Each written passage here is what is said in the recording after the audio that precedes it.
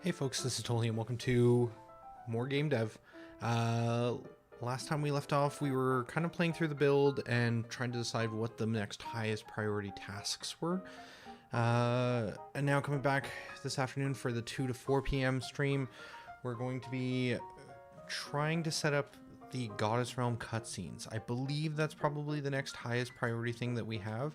It feels like a lot of the remaining tasks that we have all kind of revolve around this idea of like, what does the early tutorials feel like, and kind of making it so those Goddess Realm narrative cutscenes are impactful and that the game flows well, because it's not flowing well in my opinion right now. It's barely put together, but I don't like the direction it's heading. So without further ado, let's take a look at, well, we can take a look at what I was doing between streams. Over lunch, I broke down a little bit of what we're trying to solve. So the issues, I think, are broken up into a couple of different categories, and we're trying to solve them together when maybe they should be separated. So the main thing we're doing is, and the main problem we have, is that when we finish revealing the second room in the tutorial T2, we just show this big dialogue that says, hey, this is your starting ability, good job, choose one. And there's no dialogue, there's no information, you just get an ability.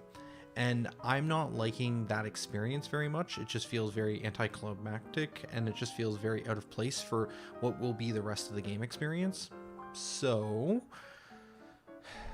the thing is, the reason we did this is because I wanted to give rewards on completing zones, and I want to teach the player early on that if you complete areas, you get things. And so we slammed the starting ability dialogue in here as one of the things you could get. That feels like it makes sense off the cuff. But the problem is that we're never going to reward you in this way ever again. This is a one-time special case, and that's fine, but it doesn't feel consistent. I'd prefer if gaining a reward from completing an area is a consistent effect that the player can now go, oh, this is what I get the first time that it happens. Not set an expectation that they're going to get a new ability every time they completely reveal a room. So there's really two problems here. Primarily, it is giving value to revealing rooms. What are we rewarding? We don't know what that is, and we tried to slam the first ability in as the first reward, but really the question there should be, how do we want to tutorialize gaining the first ability? And I think there's some better ways. I think we could do it as a goddess power-up. So we could have it so that when we reveal an entire room, we grant more goddess power. Maybe that's weapons, maybe it's skill stones, maybe it's some other, like, you know, nondescript, or maybe shorter to say vague power-ups. And one of those vague power-ups could be, you know, you get the first ability as like a power-up. But that still feels like it's setting a bit of a precedent that, like, hey, when you get power-ups, you get abilities. But this is a one-time special case moment that we never want to have happen again. So the thing I've been thinking about for a little bit, honestly, even before the in-between streams today, over dinner, I've been thinking about this for like maybe a week or two, maybe longer, is this idea of maybe we have a special starting zone for the very first run and only the first run. So you start at like a broken goddess statue, you go through the Demon Lord's castle and you steal some sort of artifact, and then you end up being defeated by some sort of end game enemy, or maybe right when you're about to be caught or defeated, the goddess pulls you out, because that feels like it's more thematically interesting than like you're just walking through the forest that you'll be walking through a number of times, the early tutorial zones, like going through tutorial room 1 and then tutorial room 2, and then the goddess is like, just come back, sorry, gotcha. It just feels silly. But if there's like a narrative reason of like, oh, you're going to be captured by the Demon Lord, we're going to pull you out, I think that sets up a better precedent. And then gaining the first ability could be on return related to the artifact you stole. And now there's no longer a precedent of like, oh, am I going to steal more artifacts or something? It's like, no, that was a very special tutorial moment that happened. And so I think the expectations of a special zone is definitely feeling a lot closer to what I want to do. The problem is, do we want to build an entire new biome or location with special props and everything just for the demo? Maybe there's a way to like build something cheaply to kind of get the idea across. Or we just accept for the first run of this demo, it just feels a little weird, and we just do something that's a bit off with the expectation that eventually we have this bigger moment of, you know, infiltrating the Demon Lord's castle on the very first run. I'm not sure, but we don't need to figure it out right this second. We can just start moving forward with building stuff, and then we can go from there. So that's kind of the first run. I think this is how I'd like to solve it. This is the one that I think I'd like to choose. We have to choose both rows. So I'm going to color that one green, and I'm not going to do a special case thing. I think this feels weird to me. I don't know, gray it out? Sure. Okay, then we have to talk about revealing rooms. So what is the reward for revealing a room? I don't know. I don't know.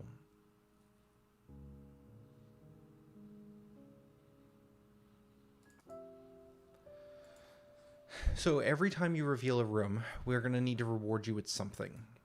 Right now, at least in the demo, and this is just the demo, not even the full game map, I'm thinking that I'm going to have about 5 tutorial rooms.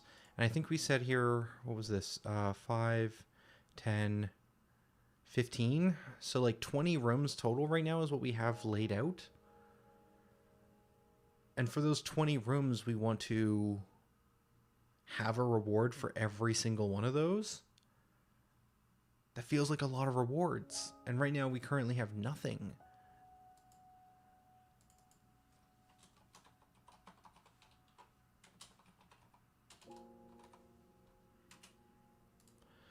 So the question then becomes, what do we give? So I have a couple ideas. We have weapons and skill stones.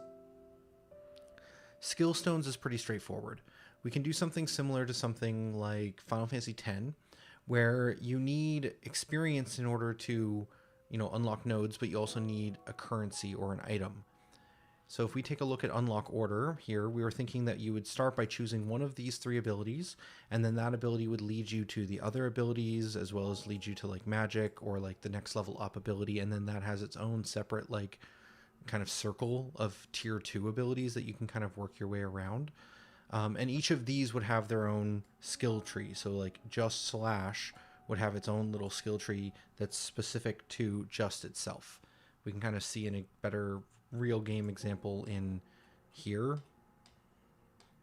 Like we have these skill trees, which like this one unlocks, if this is slash, then this unlocks shoot, this unlocks bash.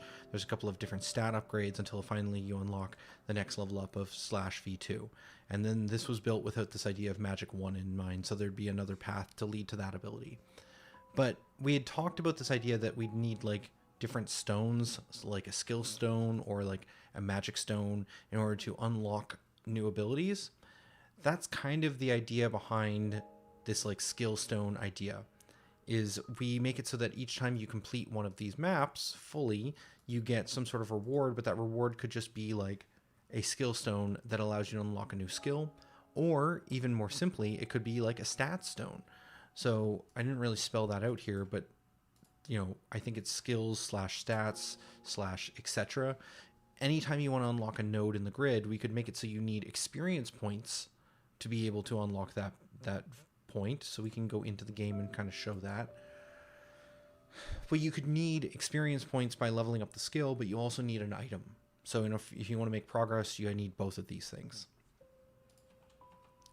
This would give us something that would be relatively rewarding in order to make it so that every time you finish a room, you're like, oh, this gives me a new thing. Now I can like unlock a new ability, or now I want to level up the skill so I can unlock a new ability.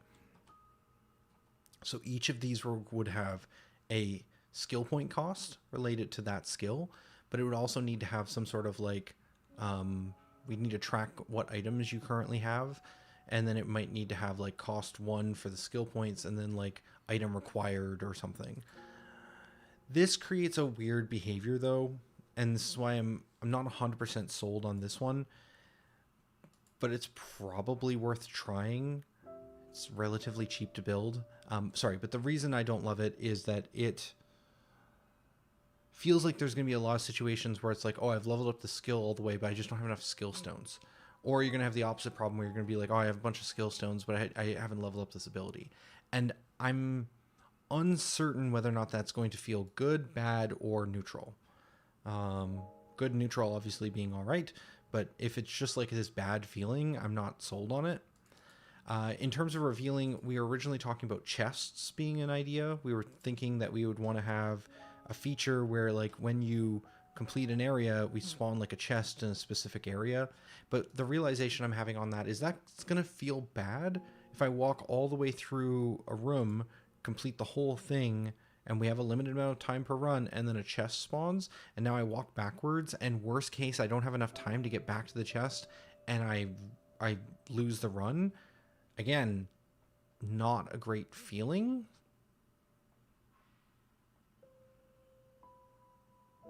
So chests are interesting as like a reveal conceptually, but because of the mechanic of time per movement and the fact that you would need to fully explore the whole area before wherever it happens to appear, it like shows up, we can never control when the player is going to encounter it.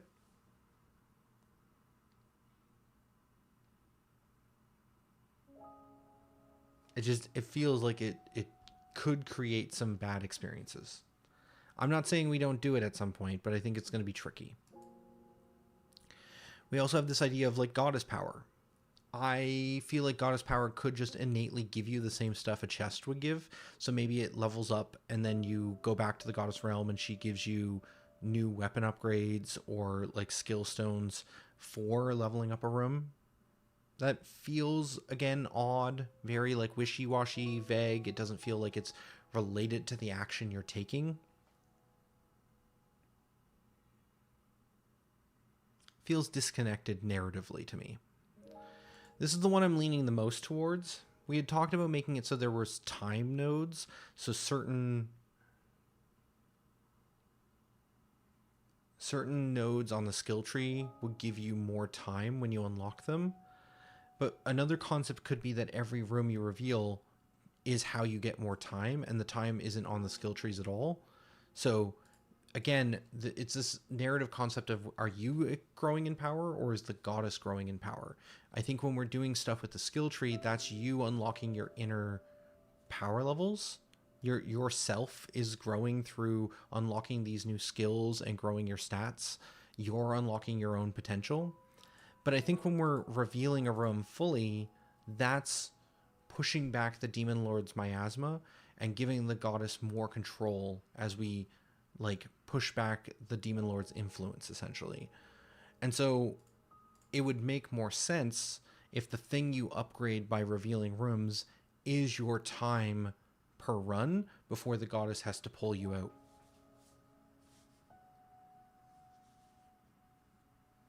And so then the things become related. If you reveal rooms, you get more time. But then the question becomes, well, what about those skill stones? How do we get those if it's not coming from revealing rooms? I think they could come from defeating enemies. So if you defeat an enemy...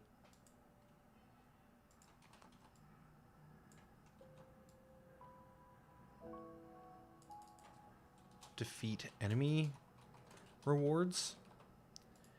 Defeating an enemy is already going to give you experience, which is great, but maybe we could add an extra level of these skill stones on it.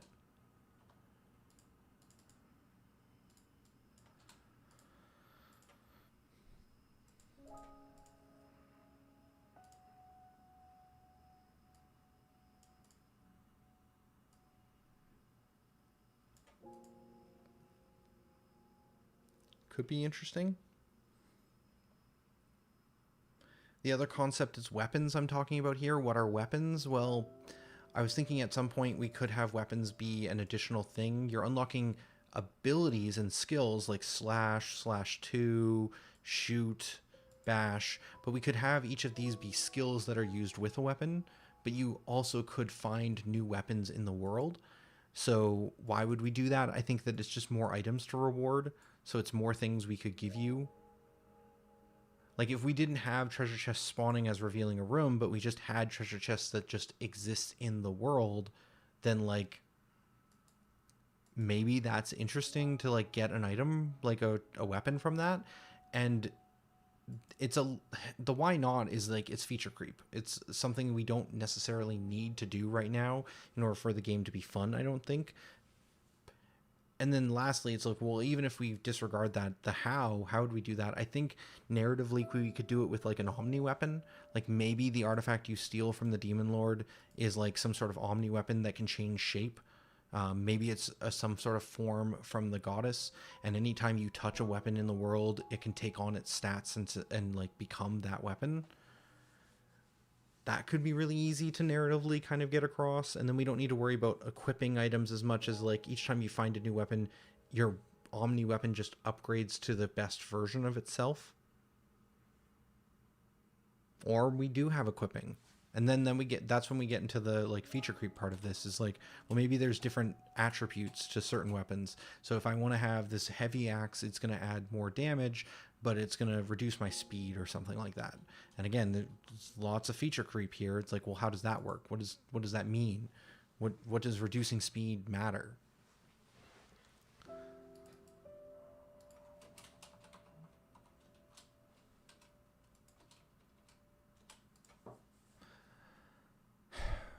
Lots of questions. And I don't have all the answers to them right now, but I think I would want to do weapons at some point. It seems interesting to me, but it probably isn't for the demo.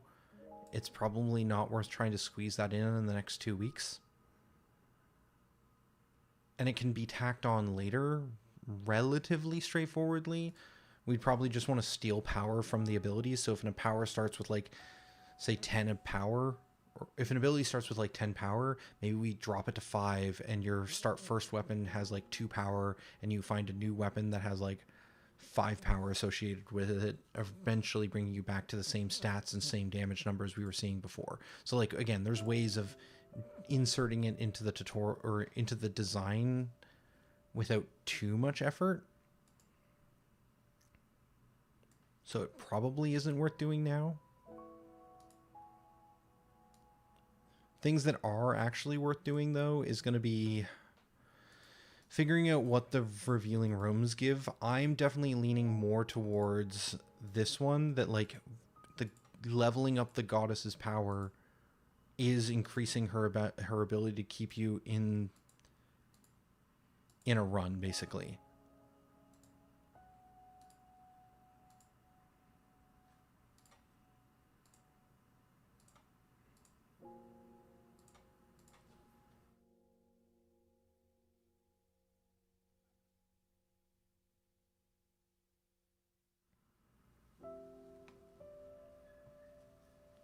And I am leaning towards like skill stones still being a thing, even if it's not a thing we reveal from rooms, just because I think it's worth trying.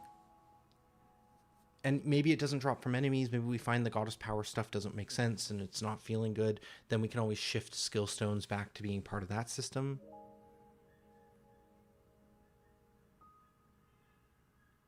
This seems like a good enough lane to go in, so let's start building. We've been doing a lot of talking today, which is good, but we got work to do too. So let's start here. This is a very tangible thing that we need to do no matter what version we take, what path we decide is best. We need to make it so that certain tiles aren't revealed by sight and instead are only revealed by a cutscene. We started on this task a couple of days ago and ran into some initial blocking issues. Let's get back to that same state we were in.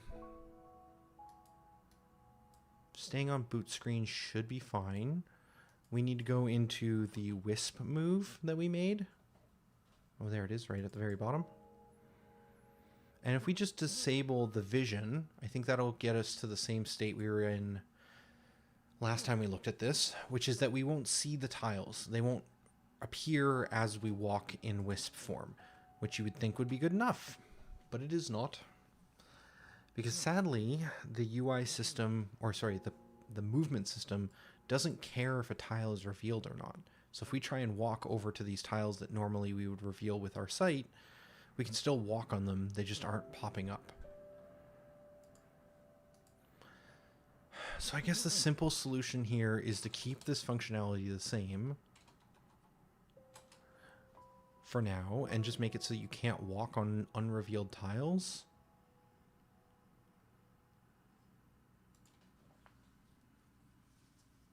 Is that a new ability effect? So we find a unit, then we find a tile. And this will return whether or not it is a... Oh, it just returns a tile. This determines whether or not it is a valid tile. So what does it mean to be a valid tile? If its contents equals null. That makes sense. So could we simply say end tile revealed? Where does the reveal live? Is that in the animation?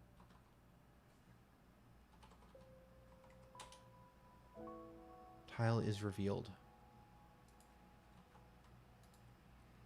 That might be good enough.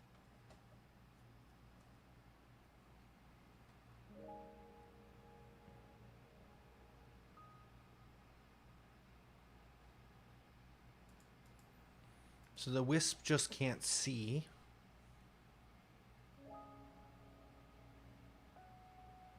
And if a tile isn't revealed, it's not valid to move on.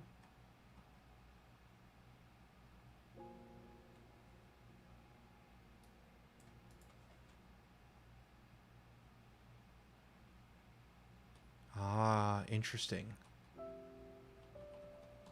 Here, when we push to the right, we don't get any kind of effect. But here, when we try and do this, we get a little indicator. That is because I think the ability is trying to perform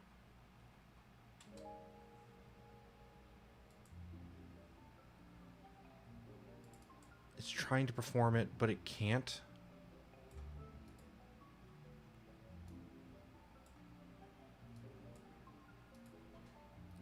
If it's a valid tile, we come into here.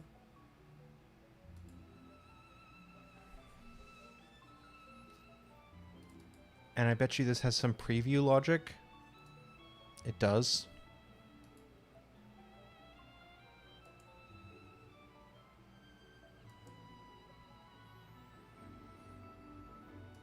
Is one of these things ignoring on... Ignore... No, none of them seem to have ignore conditional on predict, which would skip the conditional part. So we are getting down to movement on prediction, even though it is not a valid tile.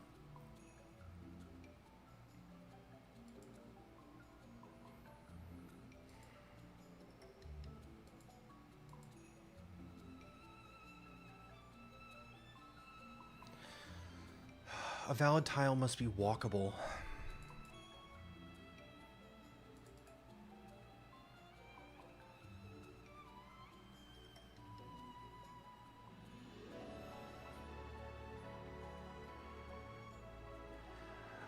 It still feels like we're kind of doing this backwards. We're trying to make it so that the character can't walk onto invisible tiles, but I feel like what would probably make more sense is just to say that this tile is not walkable. Actually, let's go back there. We should be able to find this easier from here. Get tile, tile type. Tile type is just a variable we're directly checking. I think instead it could make sense for this to be a variable more like this, where it is a getter and setter. We're going to spread this out because we are going to do some logic in here, not just return. So by default, we're going to return tile type. But if my animation system says that we are not revealed, then we should instead return a different tile type.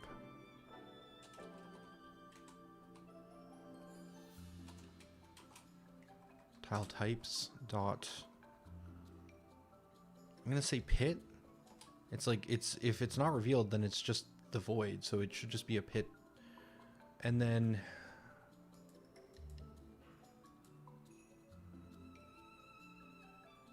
we just need to find all the spots where this is being used. It's in a lot.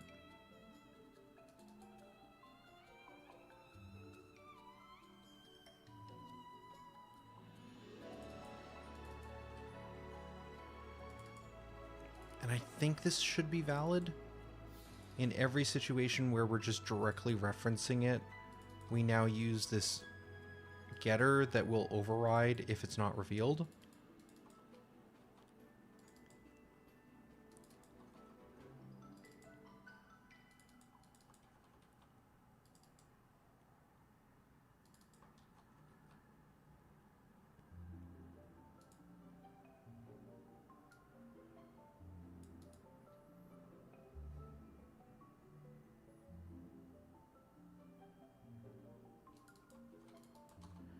This one, we want to check the actual real version, because this is doing some very special logic based off of what the tile type actually is.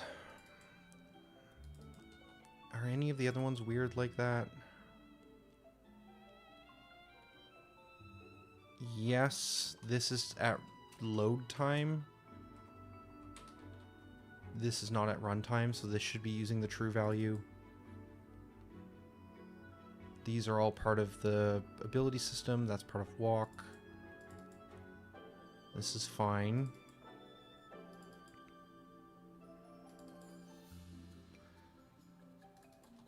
I think the AI system should evaluate the same way. And this is fine. Okay, there's a good chance this breaks a lot of the game, including a lot of the AI behavior, and we might spend the next couple of days trying to fix bugs related to this. But I think it's the right call.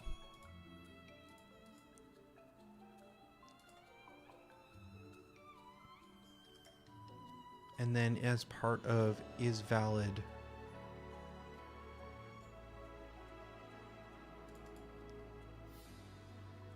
we shouldn't need this anymore.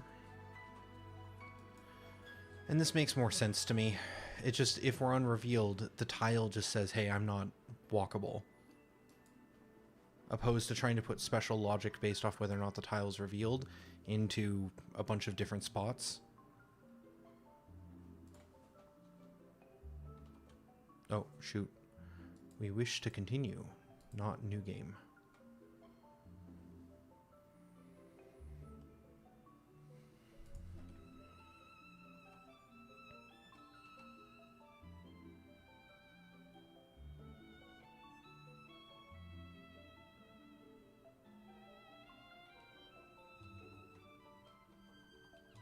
Okay.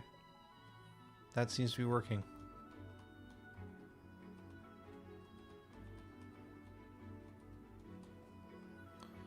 Okay.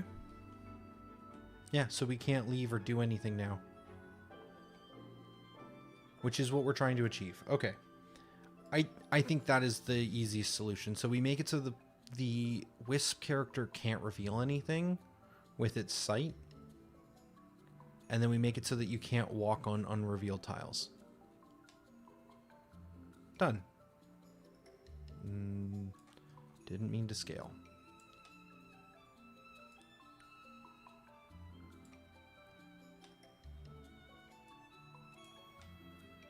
Now, if we ever want to do that as part of the dungeon space with the real hero character, we'll need to add a bit more logic to actually have certain tiles be resistant to sight, like that can't be revealed, and that'll need to be a flag we set up. but we'll come to that problem when we start having areas of the world that can't be revealed. Right now it's only the Goddess Realm that we want this functionality, so we'll just tackle it here. Add more narrative cutscenes after each run and narrative cutscenes design data creation. Okay, let's go look at the cutscene manager to describe what we need to do next. So the problem,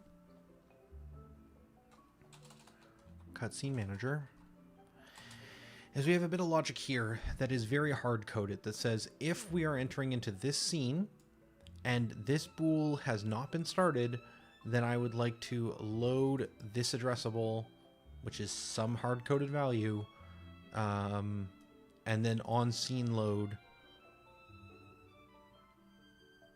this will, because this is on scene load, it will then try and add that sequence steps, essentially a cutscene, to our response manager of type intro, and then our state machine will try and play these things. So these are essentially how we play our initial cutscenes. But this should be design data based. We should loop through the, design data and figure out which cutscenes we want to play.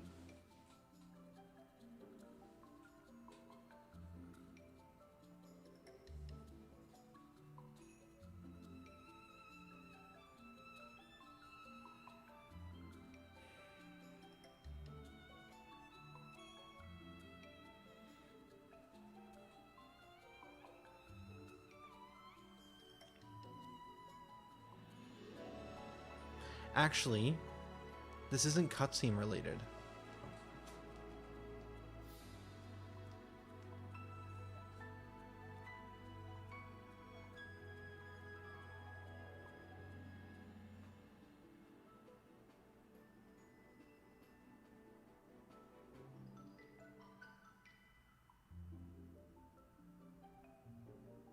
Sorry. I'm thinking it through. I'm wondering if maybe the idea here is that this shouldn't just be design datas or cutscene related. It should be like, maybe there's another manager in between that loads all these up. So we have like a flag manager that says, hey, where is it? Inside of the backend here. When this thing gets initialized, it reads through all the design datas and creates a series of I flags and adds that to a big list of all the flags we have in the game. And then when we try and manipulate things, we check to see whether or not those flags are in specific states.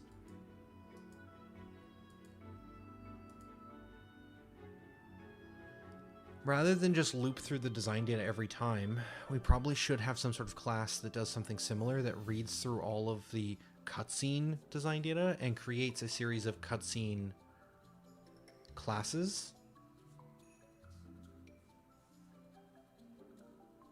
which I guess would be like a backend cutscene manager, which is confusingly named with this object.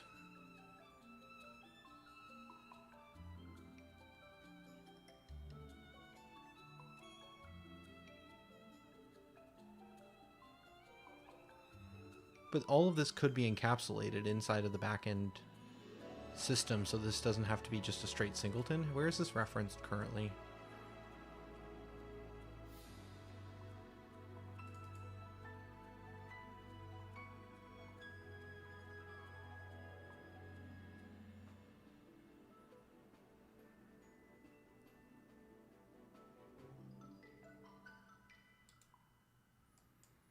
This is load complete. So the dungeon already loads this information.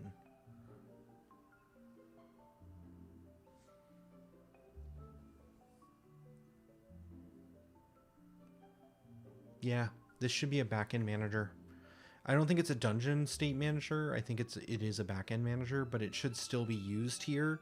It just should be called through the backend system. Okay. Let's go look at something like Flag Manager. Although this might be overly complicated to use as a reference. What's a simpler one? Calendar? We're not even using calendar. Actually, clock is probably even more straightforward.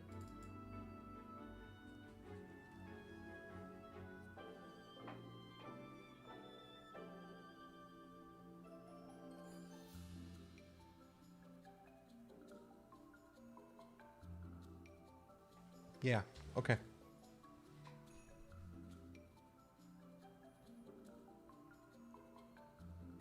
We're going to use this one. Let's go into Unity to do this.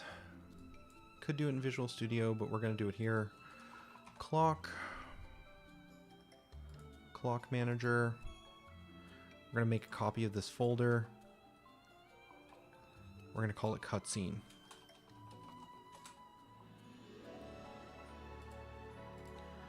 And then this will be the back-end cutscene manager.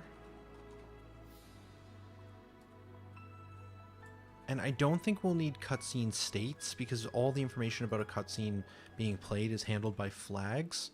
So it shouldn't even need to save anything.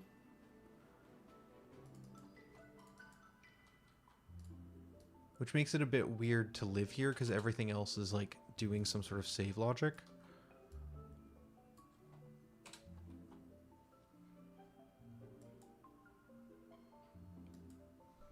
Still feels right. Like maybe we'll need to do some sort of saves eventually.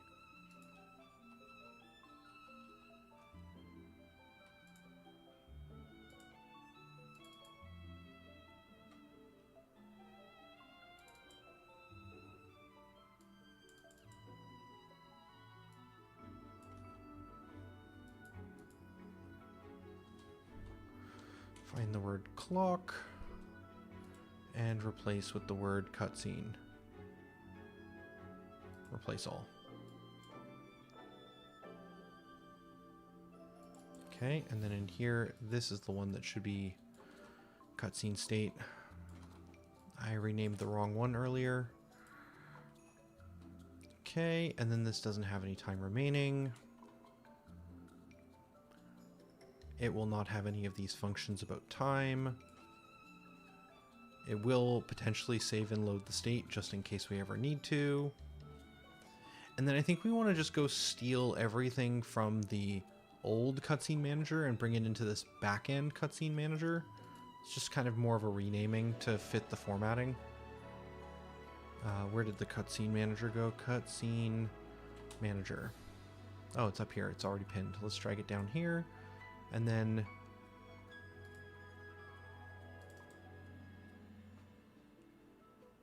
let's pin this one up here.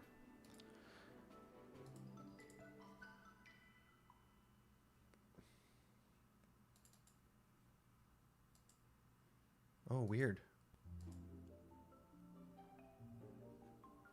I modified this one again. What is happening?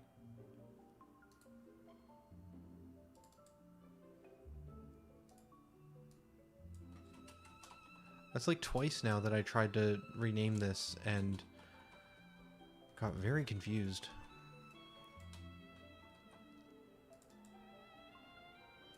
We're going to just close Visual Studio because it seems like it's in an odd state.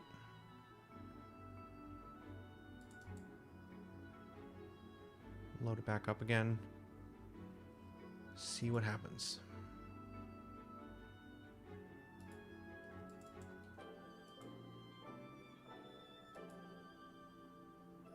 Okay, that looks right now.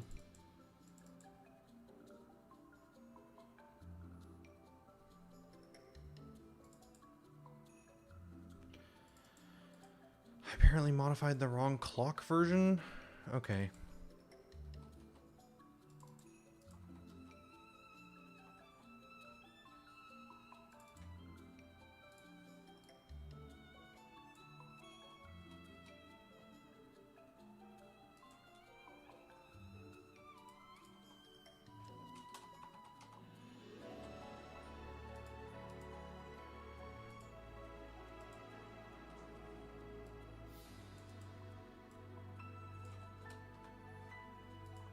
Are we now in a good state? This one still exists. This one still exists. This one has been renamed to cutscene. This one has been renamed to cutscene. Unity, are you saying everything's okay? Yes. All right. Everything's fine. Don't know what was going on there. Now let's go into this thing. So this had a bunch of hard-coded stuff.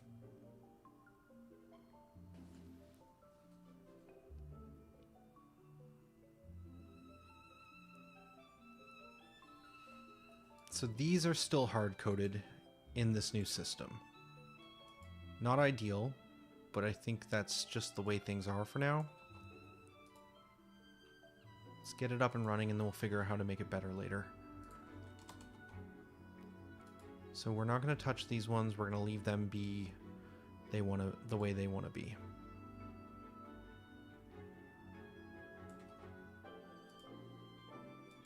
Okay. This all gets copied over. Run needs to get copied over as well.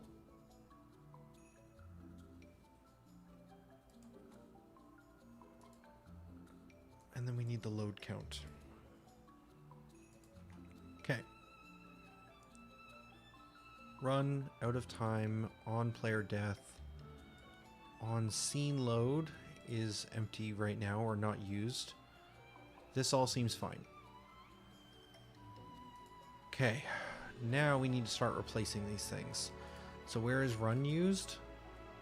That is used here, passing in this information. So instead, we're going to do backend state manager dot instance dot run cutscene with the same information. And then backend manager is going to need a new section for this new manager, which we'll put at the bottom. And this will be cutscene manager accessors. And we'll make a new public void run cutscene, which should be identical to the main one here. Take the same information.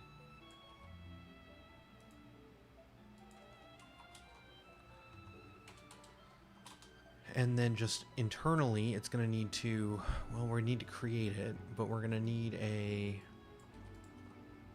backend cutscene manager.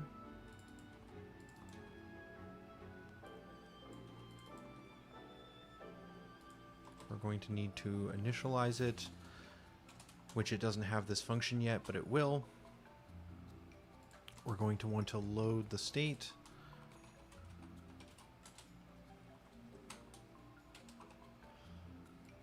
And we are going to want to save the state. Again, those won't do anything, but I think that's okay. And then run addressable ID. Perfect. And then we need to do the same thing for the other two. Out of time.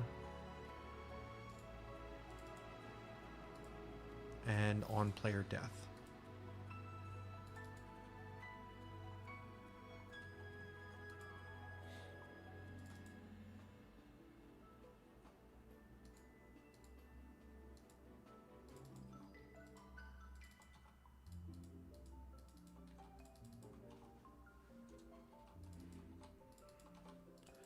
Copy and paste harder. Okay.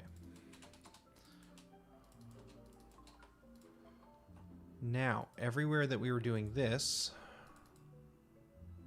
which was inside of these spots already, so we can just do this and this now. Could call directly to the manager, but I kind of like this methodology a little bit more. We still have functions that could do additional logic. Okay, so that's all now handled. So you should be able to rip out these pieces. Ooh, run is still used in one more location. Oh, we just hadn't removed it. Okay. Run can now go away, has 0 references. These have 0 references, so they can go. So it is just the on-scene load that needs to be ported over.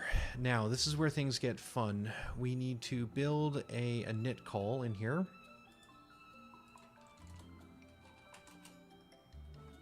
We'll put it at the top, I think. Here's fine. Void init. And this needs to do the same thing that the backend flag manager is doing. So it needs to grab the design data and it needs to...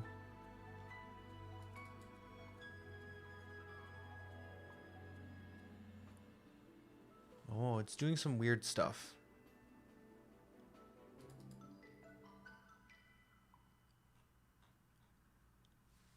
Why does it do this?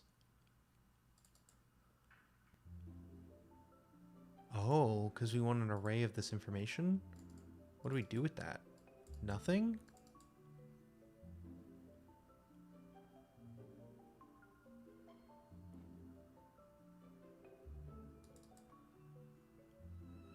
So if I just delete this, I would expect 0 errors.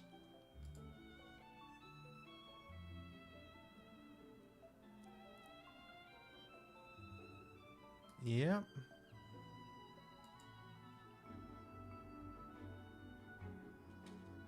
Trying to think if there's any reason why we'd be doing this.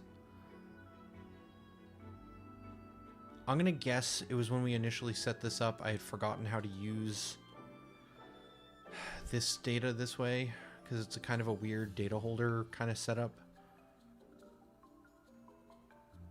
So we'll just remove that, because I think that's dead code. Okay, so then, yeah, it's really just this. Just this piece here. The main difference is instead of a flag design data, we're going to need a cutscene design data. And we're going to loop through and then create a series of cutscene entries, which we're going to save. The reason we're doing this at all is simply because if we set this up correctly, we'll be able to have all the cutscenes like easily accessible. And as we complete certain cutscenes, we can remove them from the list, allowing things to be optimized a little bit. I think long term, I would like to even sort the cutscenes by like zone. So these are like the forest cutscenes. These are like the plains cutscenes. And when we're looping through trying to see if a specific cutscene is going to play, we only loop through the list of entries for that zone, thus reducing time a little bit more.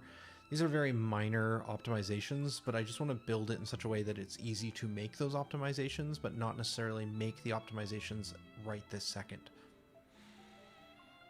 Because we don't have multiple zones. So I don't even know what that concept looks like yet. So this is going to take an integer value, which is likely going to be the design data ID, yep. And then it's going to take in a value of the class. Now, this has an I flag, and that's because we have multiple different types of flags that we might want to work with. I don't think we have multiple different cutscenes. At least I can't think of any reason why we'd want to do that off the bat here. So we're just going to make a new folder.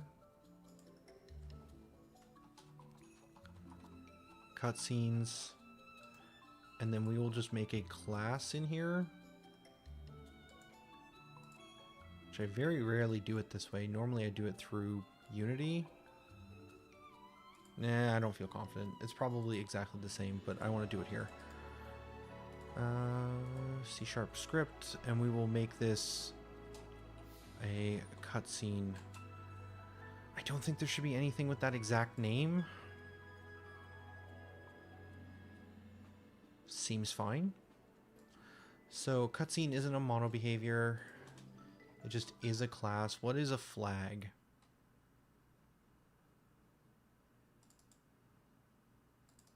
Like a generic one just has a constructor as part of this like flag factory, which creates all the different versions, and then just has some information about loading and setting the flag. Okay. Yeah, so this is super straightforward. This is just a cutscene,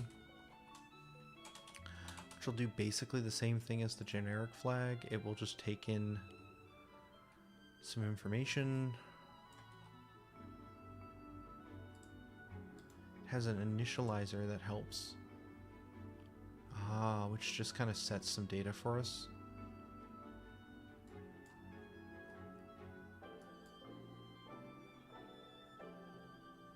Interesting. The flag state exists here. So then when we save, we don't save out the individual flags. What do? We get all the states as a list, and then we just get all those states, and then we just load all those states into the flags.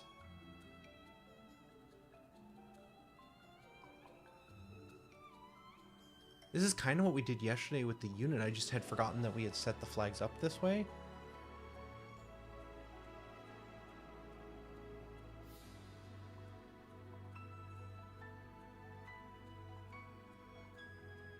Interesting. The difference between this and the unit is the unit creates the state at the moment it needs to save, whereas the flags just hold on to them and maintain all their data inside the state. That's probably better. It's always so crazy to me how much of my code I find that I'm just like, wow, that was really smart. Why didn't I remember to do that again when I went to, work on it in a different way? Okay, so that all being the case, yeah, I'm quite happy with the ideas I had here. I think I want to do it the same way. So we do want to have a state for this, and I think each cutscene will store its information inside of its current state, which will be a cutscene state. And then each flag also has a get and a load for its state.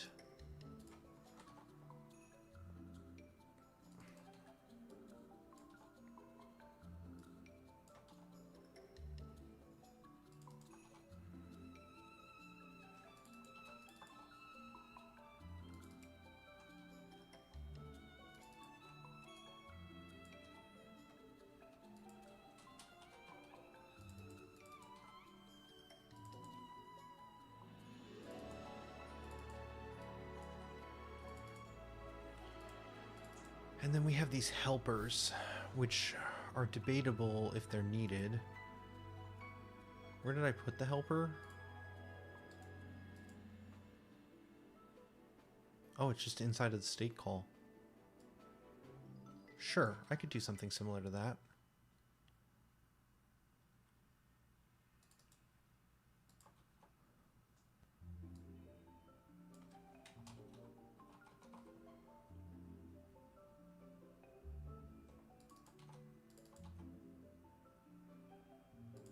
And at the very least, we probably want to have the same...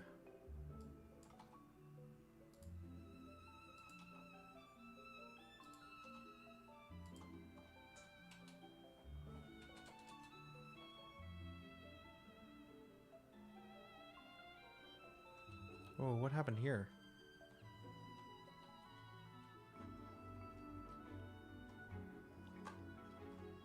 Oh, I see what I did wrong. I copied from the wrong location.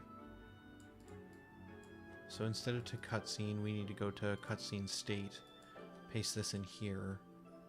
We don't need this data. And at least for now, we don't have anything here. I suppose this could be what tracks whether or not it's been played. But it feels weird because essentially the thing that should be tracking whether or not the cutscene is completed is a flag. Or is that dumb? Am I just dumb all the way down? Well, not dumb, but like... We had talked about doing this feature.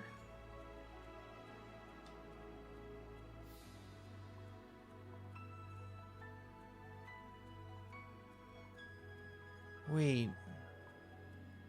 So we wanted to generate a cutscene sequence if one doesn't exist and add the addressable and add its addressable ID to it so that we could easily add it to the level. And then we wanted to build the setting of the flag that that cutscene has been played directly here. Or we wanted to take it out of here and put it directly into the cutscene itself.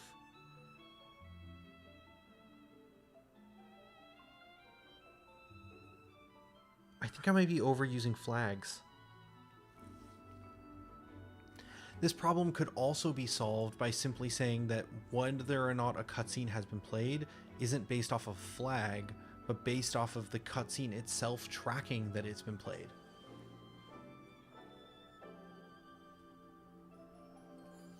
Could the cutscene manager handle that? Could it just add a sequence step when it runs it? Because it loads it. It just creates a series of sequence steps and then adds it to the response. So the thing it could do is it could add one more step to update the state of that sequence or that cutscene.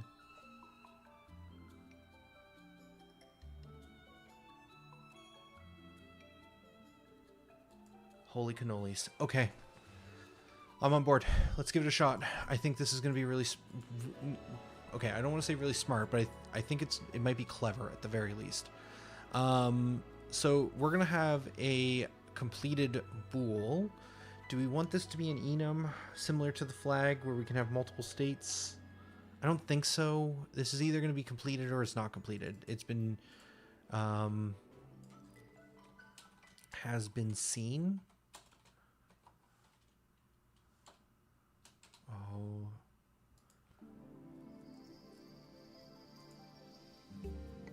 No, don't slow down on the naming. Completed is fine. We can rename it later with a real simple right-click refactor. So this will be completed, and we will default that to false. So it is not completed by default. And then we will copy over this information here.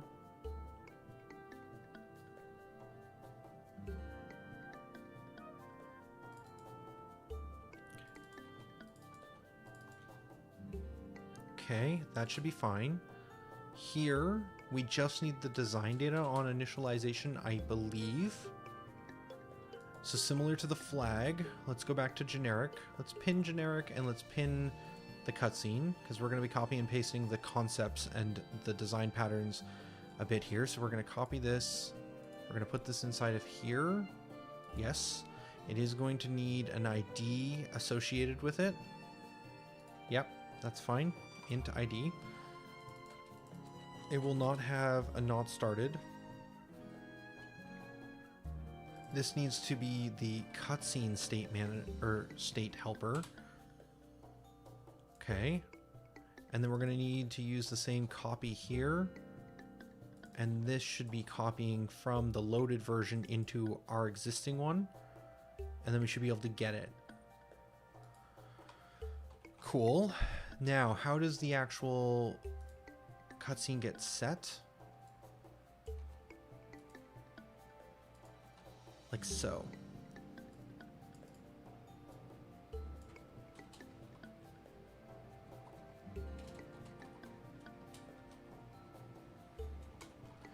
Don't think about it. Don't think about the fact that this is basically just a flag and maybe a cutscene is simply a flag of a different type.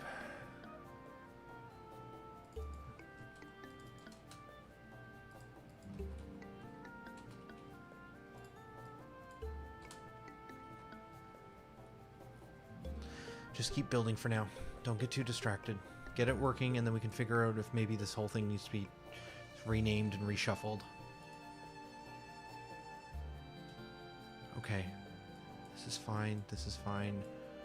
And this is fine. Now there's a real chance that when we call run cutscene, this shouldn't be an addressable ID anymore, but this should be an ID.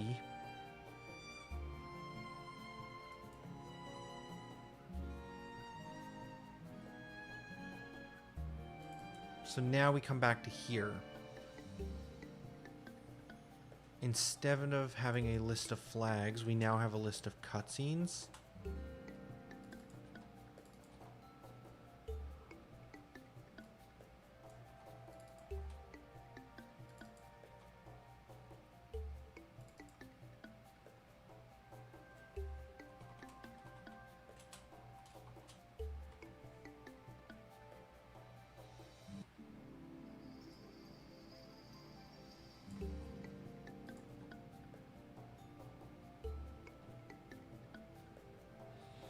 Instead of flag design data, this becomes a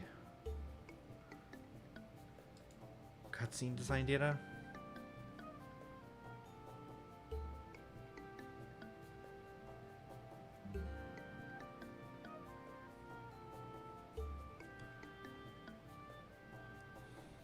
Okay. I'm sorry, I can't shake it. So basically a cutscene is in every way identical to a flag.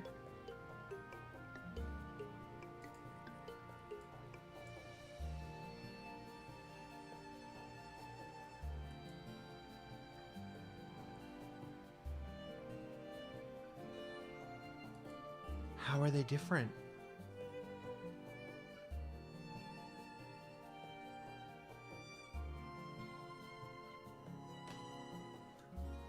Oh no, how are they different?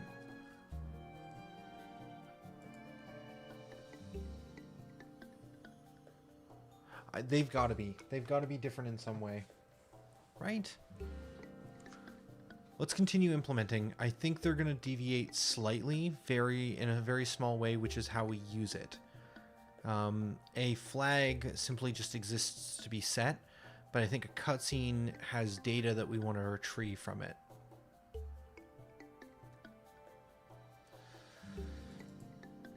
And with that being in mind, let's figure out what data we need.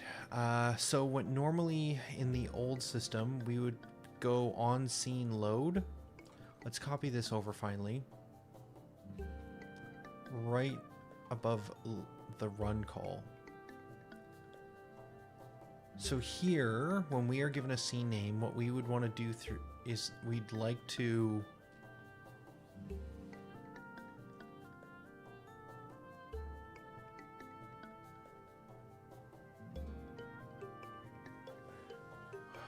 loop through each of our cutscenes, cutscene in our cutscene list. And then we want to do something. Namely, I think an addressable ID.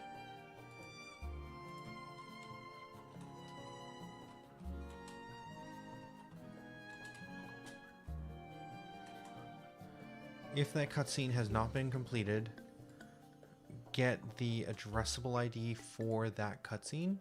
So when we load up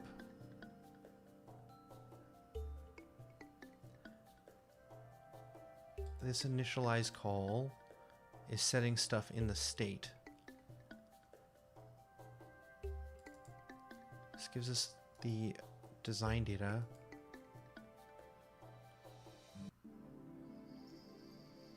Interestingly, the flag doesn't have any, at least the generic one doesn't have any information inside of it. Does quest have something inside of it? It does. So a quest flag would have its design data. And then I'm assuming the quest, when we want to get information like its description, we can get that value out.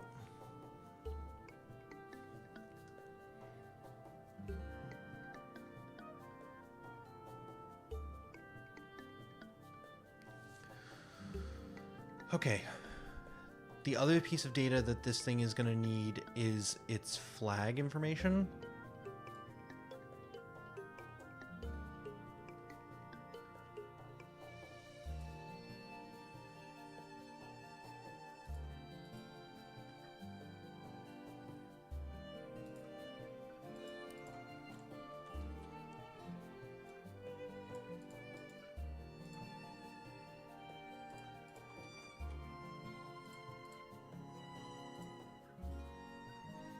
We're going to have to... We're going to have to write a parser for this and make a new tab in our design data section, but for now, let's at least get the data structure created.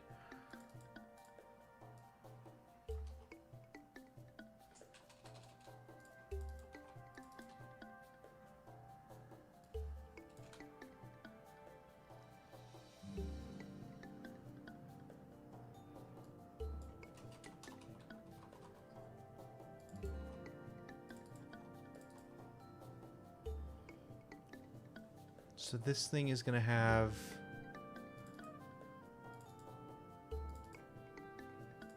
similar gating ID.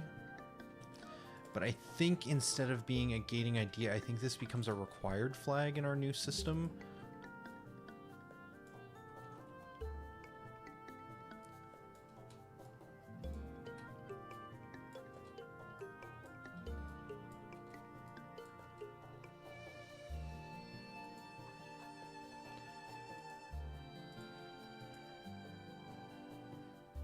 Oh, and of course it's going to need the addressable name. Cutscene addressable ID.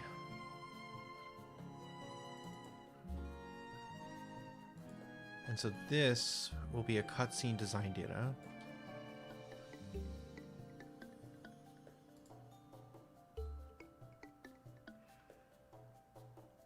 And we're going to need some sort of function to get cutscene addressable ID, which should just return the addressable ID here.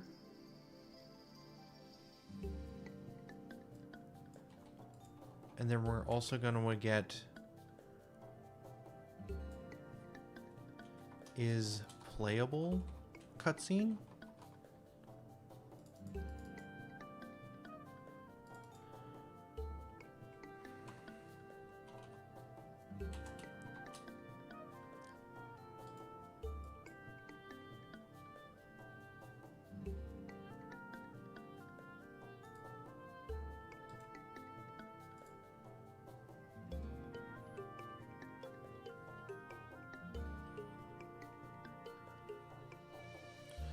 Oh. Okay. So this would work, but I'm just realizing that this shouldn't be a individual value. This should probably be a list. Do we ever do lists in our design datas? Yep, straight up.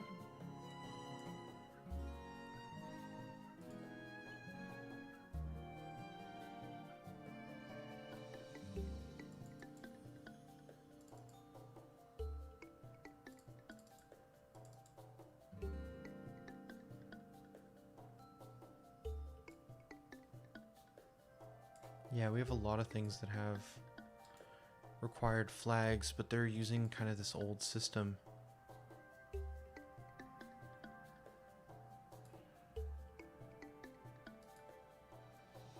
Out of curiosity, what does the design data for a moment look like?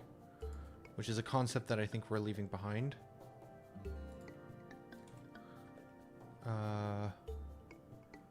It is not very clear. Okay, let's look at a different one. I'm not going to bring it on screen here until I find one that looks good. What about a chat?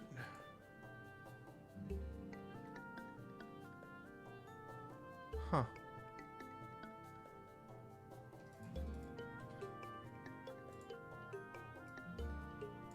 It looks like we had a system already in place for checking multiple flags before the required flag required. What is flag state?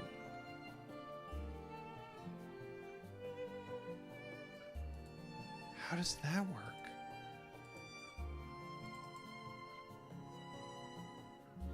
Parse helper, parse a flag.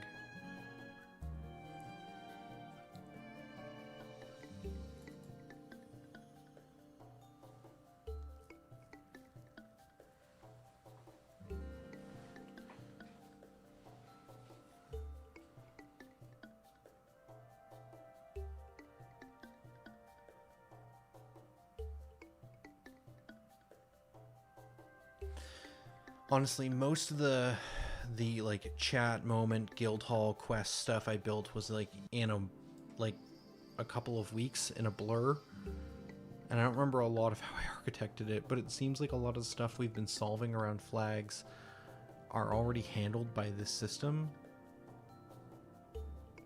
I just don't understand how it knows if we have required flags.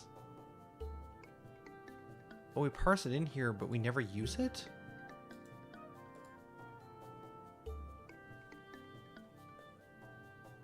Because the state isn't a thing.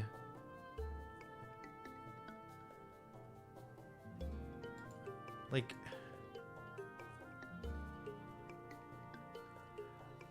the state is like a specific design data with a specific flag status.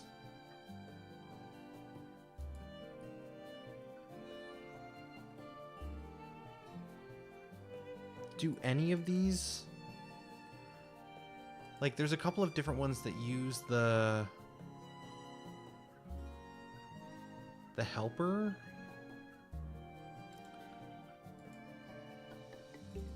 Chats and moments. Does moments have requirements be used? It does not. So I wrote this design data, but it looks like I never finished implementing the system for these. Because we moved past the town stuff when we got into the dungeon, and we've been on the dungeon for like a year. And we haven't gone back to any of this town stuff. I might want to rewrite it anyways, but it feels like it's in a good state. It's just missing like 1 or 2 pieces.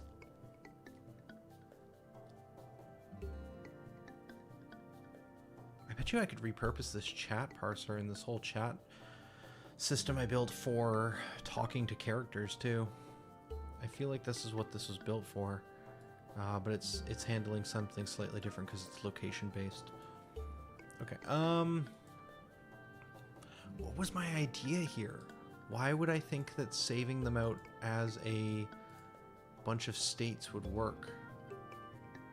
I guess I was thinking, hey, check this flag by ID and it needs to be in this status.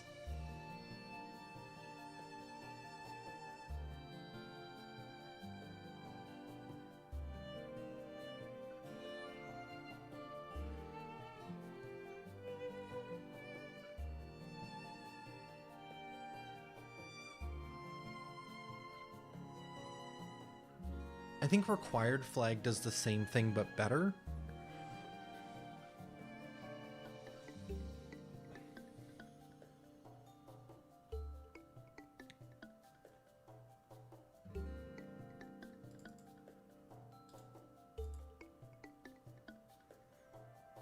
Because I think this could also just be a list of required flags set up with the same information. Yeah, because all the flag state all the information we're getting here is the ID and the state or status we're looking for. So the required flag stuff I built kind of finishes the idea. Okay. We're going to use required flag here. The big thing is this should be a list of required flags.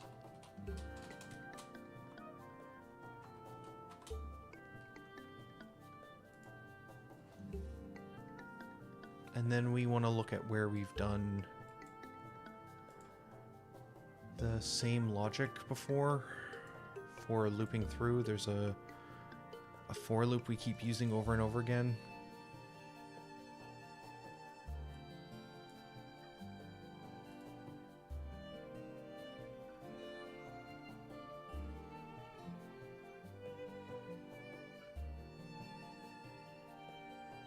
I don't think this is a parse helper, but I do feel like there maybe is a case for making a extension that does this for us.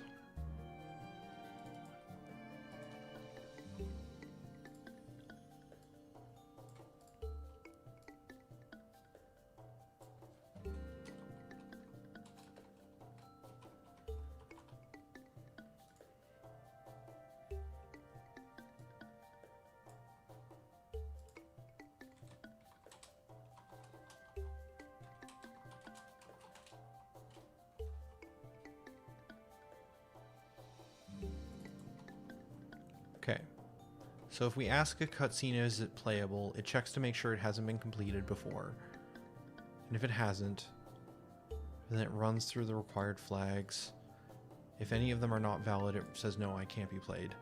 As long as none of them return invalid, then we say yes, we're good to be played. So then here, we don't need to check completed anymore. We can just get is playable.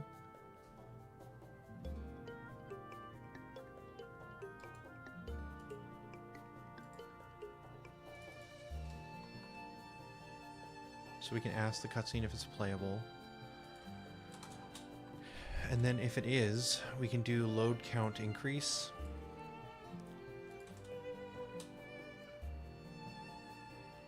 And then we can run a cutscene based off of its addressable ID.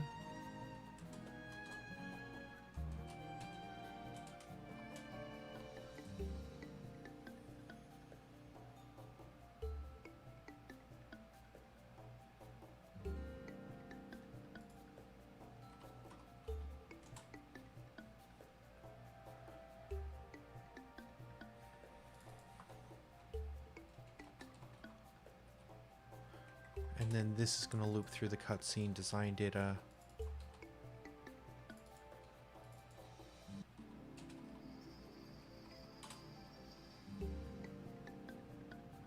And it's going to create a cutscene for every design data.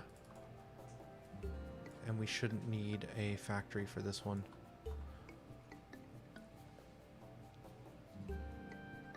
Okay.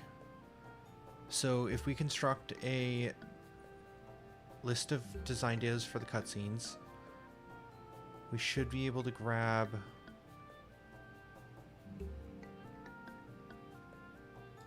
oh really? We don't have a variation of this that just uses an integer?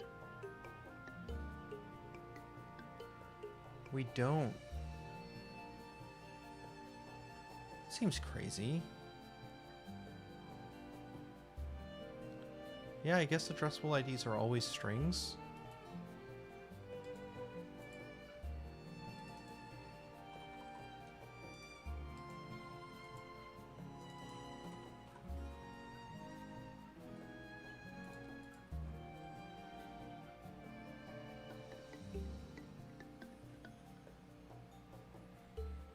And then we wouldn't need these hard-coded versions anymore. These things should just be part of the design data. And they're kind of great test cases for us now.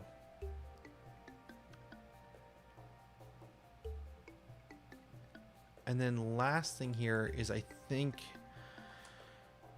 I'm going to need to have a lambda in here instead of a directly named function that we're calling.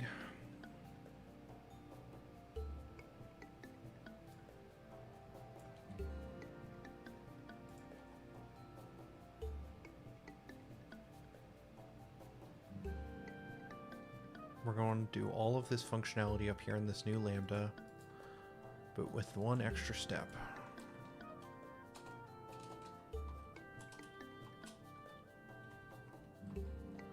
New sequence step.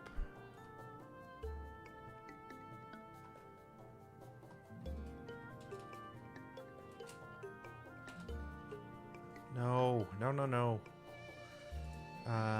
Action sequence step? Yeah, that's what I'm looking for. How do we do this in the past?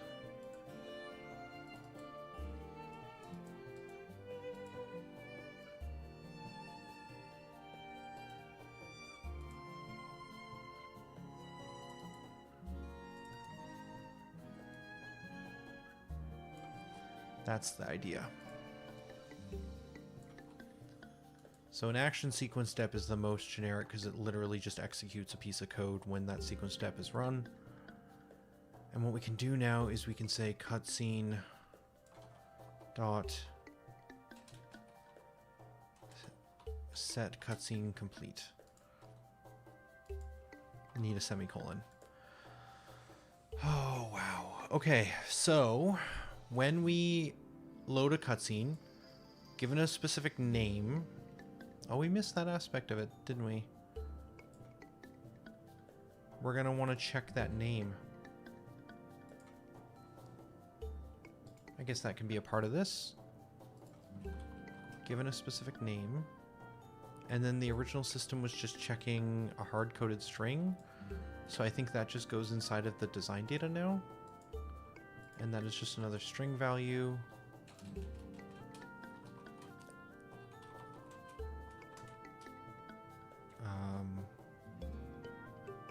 What does this become? What is the name of this? This is the cutscene location room. I think it's a room, technically, because we have, like, the room manager.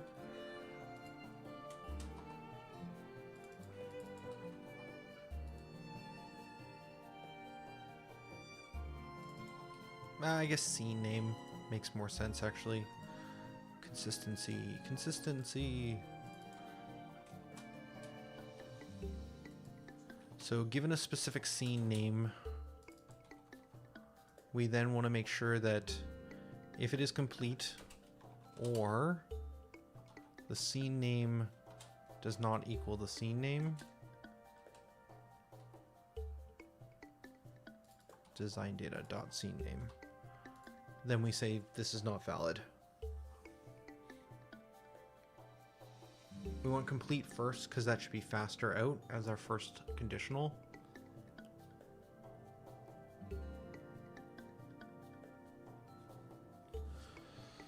Okay, sure. Sure.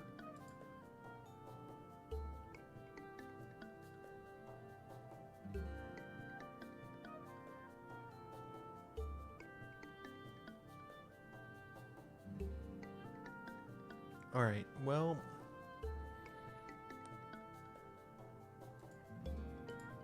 now this should work.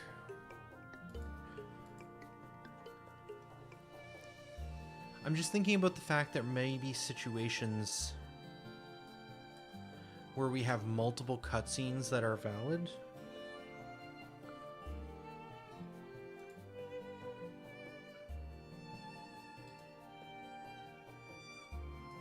Let's future-proof a little bit more, and let's add one more piece of data in here, which is going to be a public int priority. Google, did I spell that right?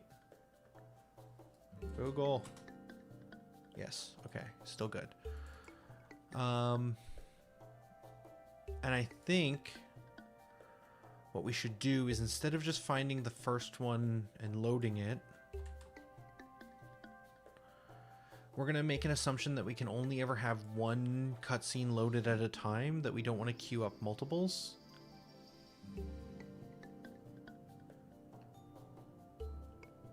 We could load up multiples.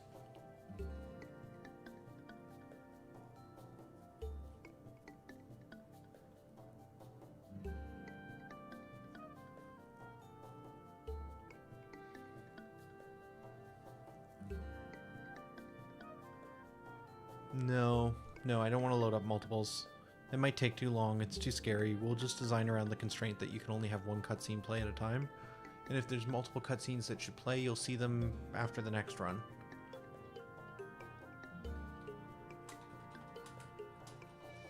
We can always adapt later and make, like, overlapping cutscenes that are valid.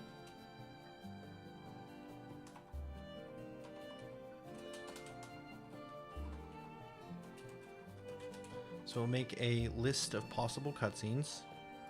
If it is playable, we will add that cutscene to the possible cutscenes.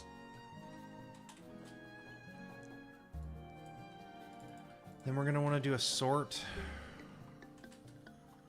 How do you do a sort again? My brain refuses to maintain.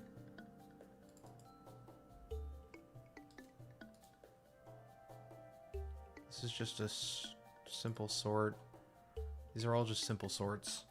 I want like an actual complex sort.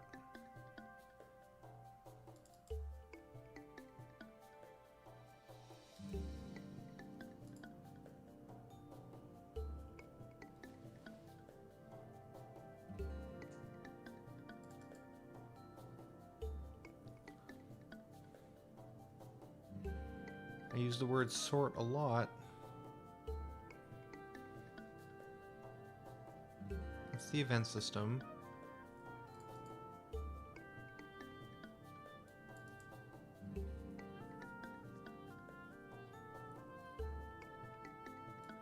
We just need to make a simple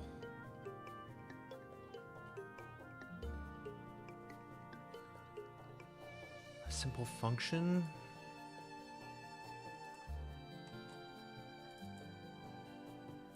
Seems overkill. Is there not a situation where we're not doing strings but actual, like, just straight integers? It's comparing name types, names.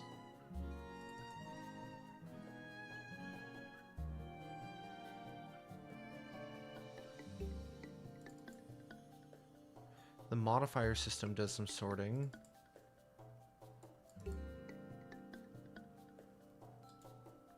Modifiers, sort, compare.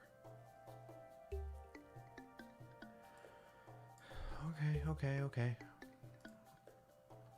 So we'll do a compare, pass that into here, and we're going to be sorting cutscenes. So we're going to do sort dot. We're going to need to get a priority.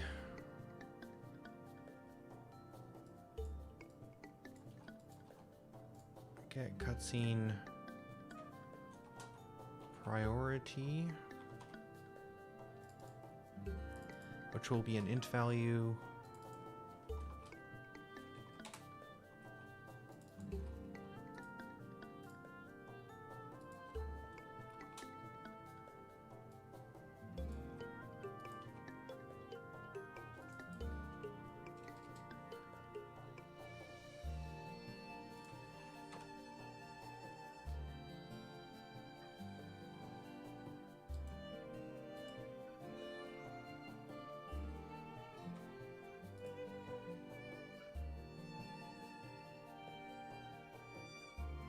I can't remember whether or not this is going to sort ascending or descending.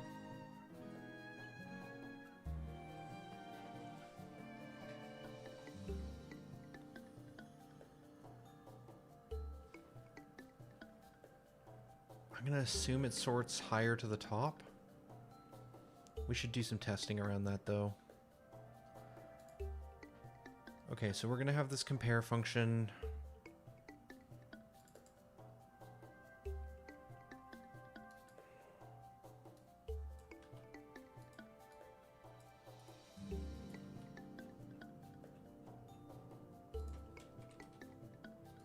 Which can live down here.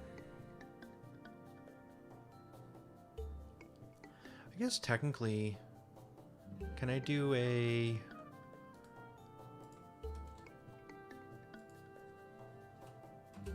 public static?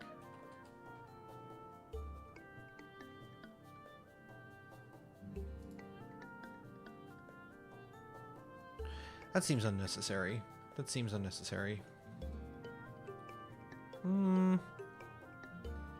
Maybe not. I'm unsure. I don't normally play with compare stuff that much. Yeah, so that does work. Feels cleaner in case multiple things want to do the kind of comparison here.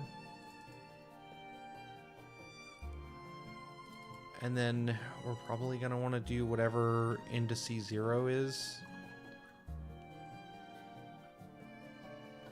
That's unsafe. So how do we do this?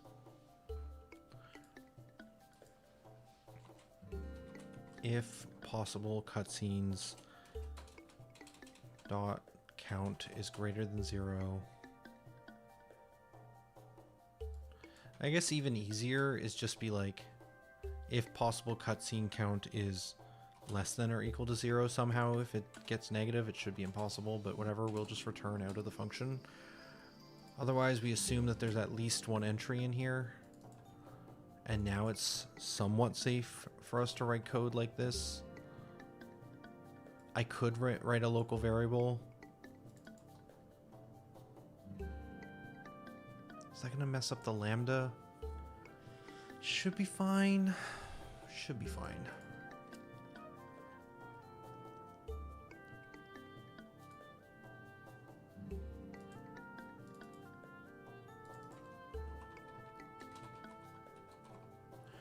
Backend state manager.instance on scene load. So this now needs to go inside of here at the very bottom.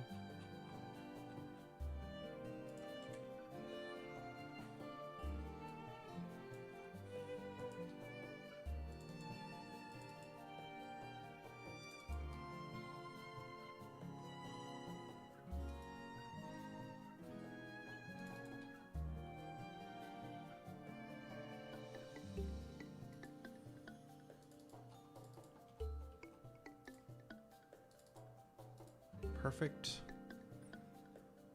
And then here somewhere, yeah, this is now the back end state manager dot is load complete.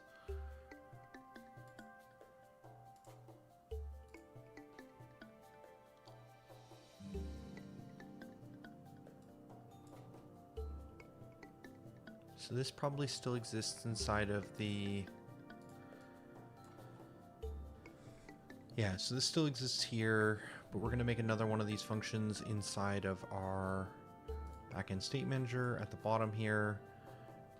Does that already exist here? Nope, we don't have one. And this will for now just be backend cutscene manager dot is load complete. So we're just passing it along.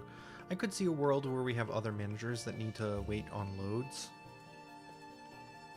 But this should be okay, so we're going to wait until this is true. And this will be true inside of here once all loads are complete.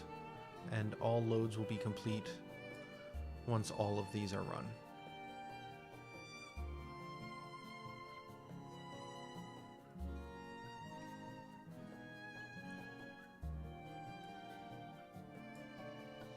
The only thing I'm not sure on is whether or not a high number or a low number is better for priority. I'm going to assume it's a high number.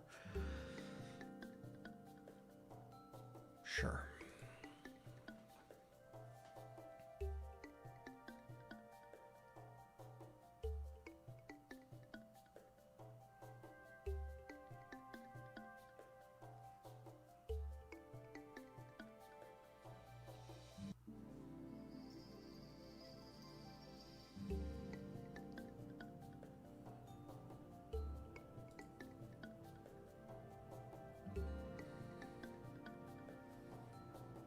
There's still a world in where this feels like it could just be a flag, but it does definitely have some unique accessors that a flag normally doesn't.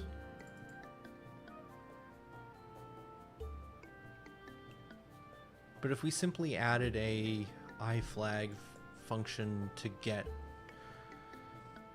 well, I was going to say get design data, but because every single one is different, there isn't really a straight get design data. So we would need to get it any quest flags. I don't know. It feels like it's slightly different, but it is very similar.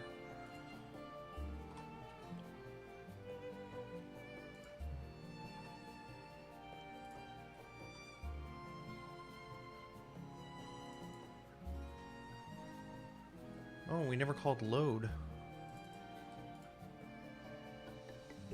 So I guess now save load needs to do the same thing that the flag does. Alright, where's the flag manager again? This guy. What is this guy doing? He loops through and populates all the flags. We're going to want to do the same thing where we loop through and populate all of the states for the cutscenes.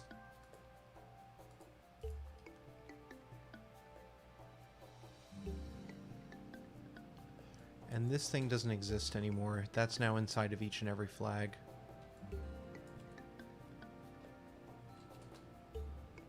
So we want to copy exactly how the flag manager is doing it. Which again, feels like it's basically the same thing. The main difference is that the back-end cutscene manager has like special functions for running and stuff. It has some pretty unique logic.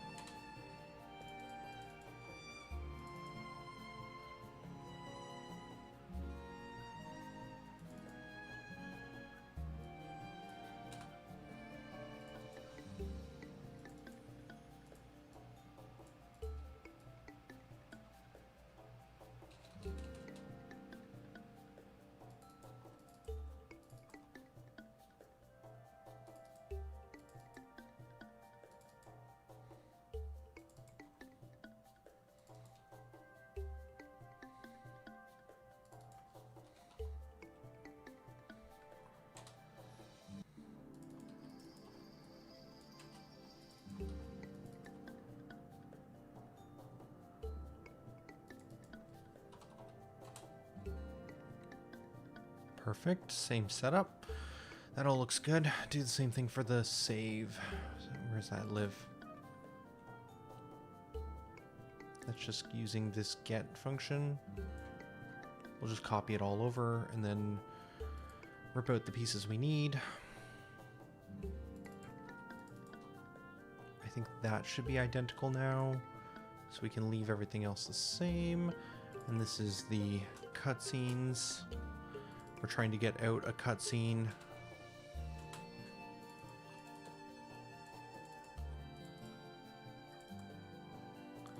Get cutscene state. Get completed.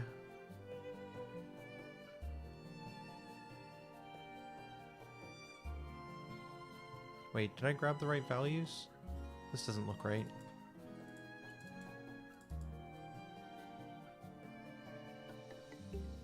I did not. I grabbed the wrong function.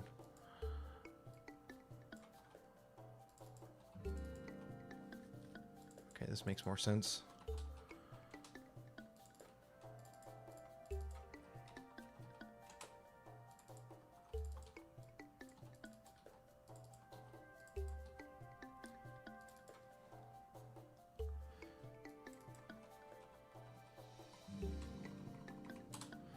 This one here goes here, that goes there. Get cutscene state. Great.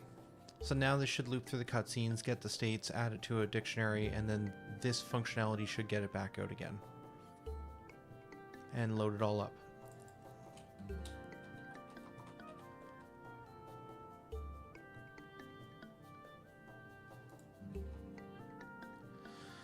So that's saving and loading whether or not a cutscene has been completed.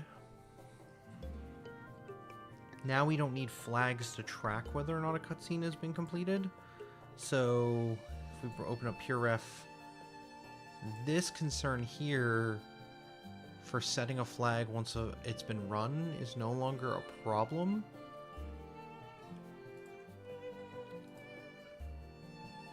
Assuming we switch from using run here. So instead of trying to run a cutscene directly, what we should do is probably instead do... Oh no, there's still a problem here. There's two systems that aren't quite joined. There's on scene load, which takes a scene name and then tries to check and see if a cutscene is playable.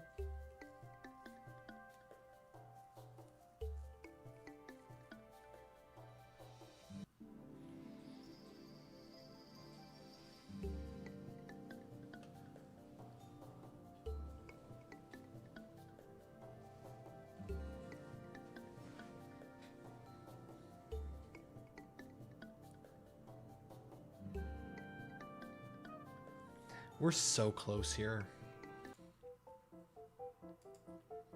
We're so close.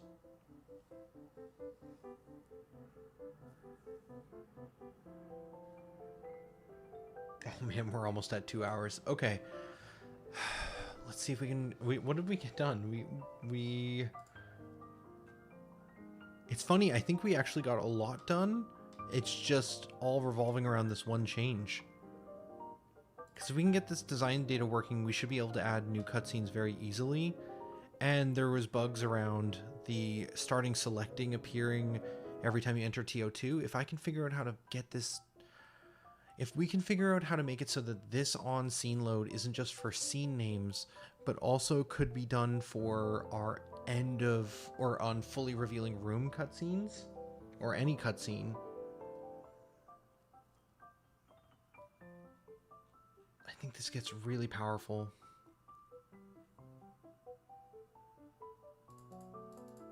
Same with these hard-coded ones for on... This is like trying to play the exact addressable. But I think what these should be doing is generically calling to try and play a cutscene. Is scene name the value we actually mean here?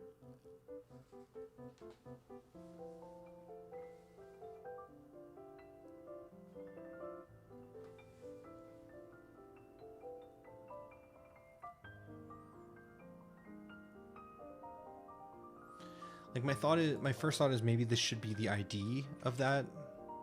But the problem is we want to play this on multiple different scenes, and we'll want to have multiple different like cutscenes happening within the same scene, so that can't be the value that we're checking against. It can't be the ID. I do think it's still this parameter, but I think we need to broaden our mindset of what this parameter is. It is not the scene name. I think this is the trigger name. And I think the trigger name could be anything. It could be a scene name. It could be a specific...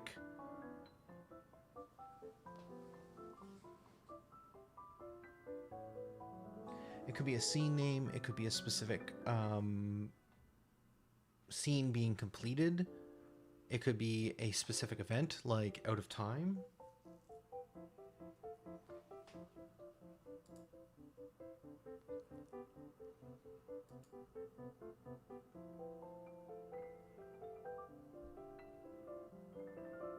Yeah. This is supposed to be trigger name.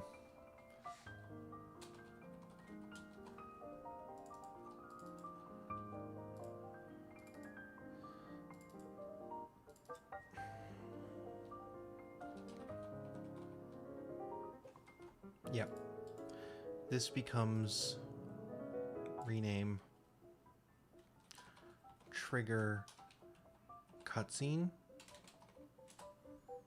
And this becomes the trigger name. And that can be anything.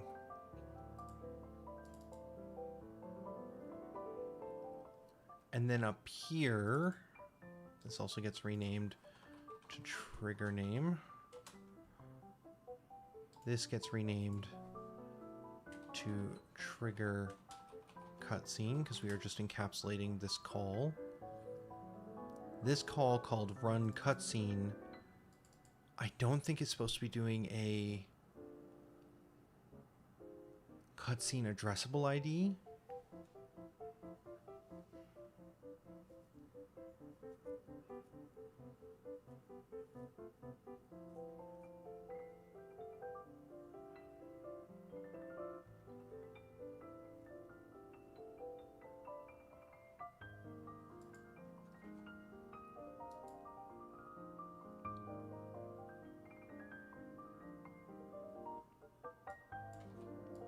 I think the name is supposed to be whatever the name is supposed to be.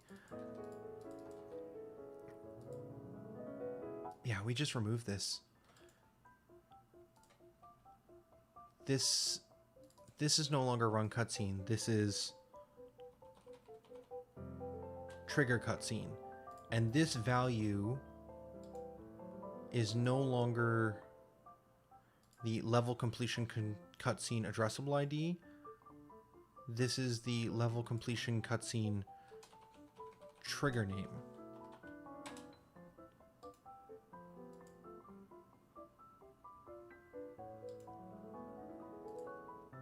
And this is not an addressable ID that we're passing in here via the level data. This is a trigger name.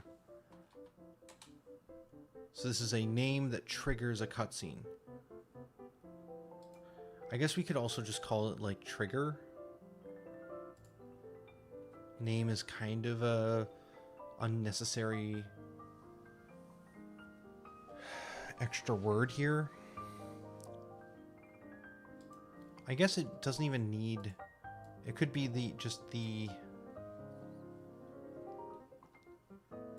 I'm overthinking it, it's fine. This is going to rename the level datas, which I think means every level data that had entry is going to be broken now.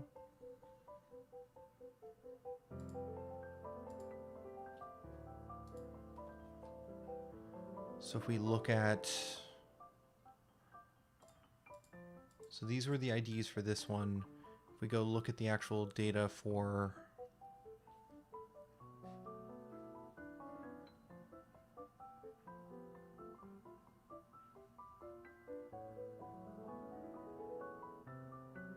Dungeons, TO2, yeah, that got cleared. Okay. But that's fine. So this is no longer the addressable ID of the asset. That now needs to go into a cutscene data. So this whole function goes away. And I think these functions become trigger cutscenes with special keyword names, which is like on player death and on out of time. And because they're hard-coded special values for the time being, I'm fine with still having encapsulation functions for them.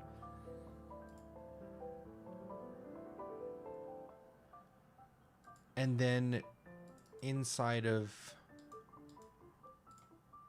here,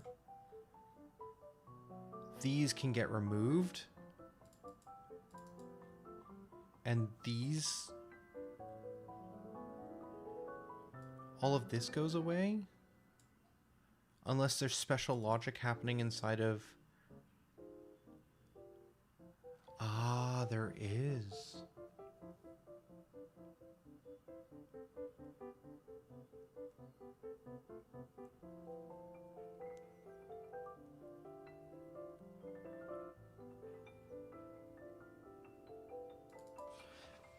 That's fine.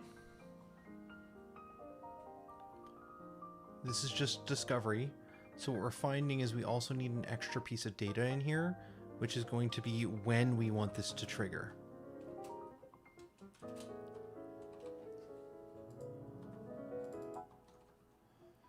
And that should also be something we can send out.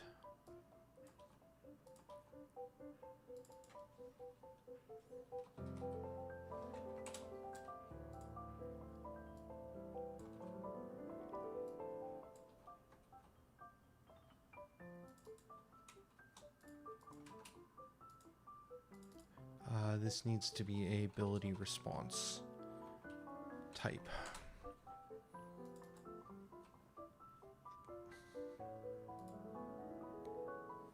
And then in here, instead of being defaulted to intro, it will be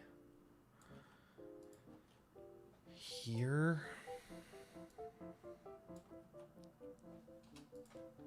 And intro was the original one for this. I want to keep track of that type. Okay. Okay.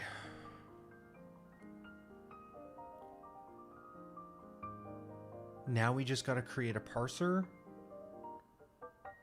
And then we got to create the data itself. And then we should be able to run all of this. And it should act the exact same way it always did.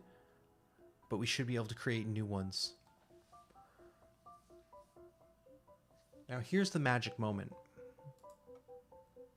Do we want to create a data, it's not like this one, like this one, where we actually have like a spreadsheet that contains all the information about that design data, and like maybe abilities is like a slightly better one? No, most of these are pretty empty at this point.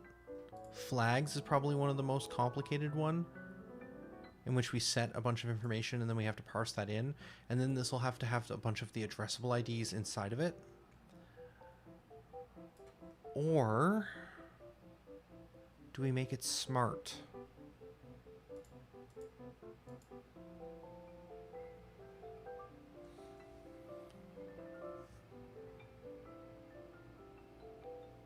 I think we can make this smart.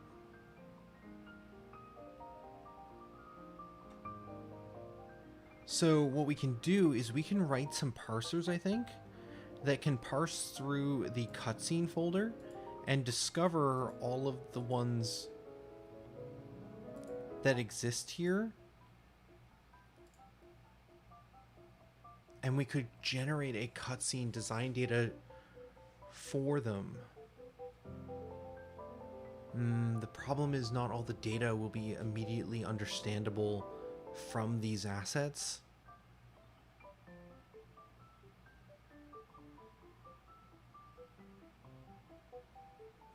Like boot intro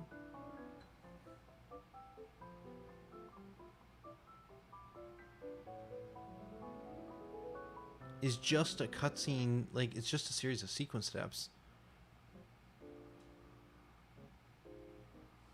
Oh, is there a way we could set up a folder structure such that the data that we would need is in the folder structure names? Because my problem here is I don't want to have to create a bunch of entries inside of here. Like if we were to make a new sheet, we'd have to make a new one for like ID, which would be like, oh, this is boot intro.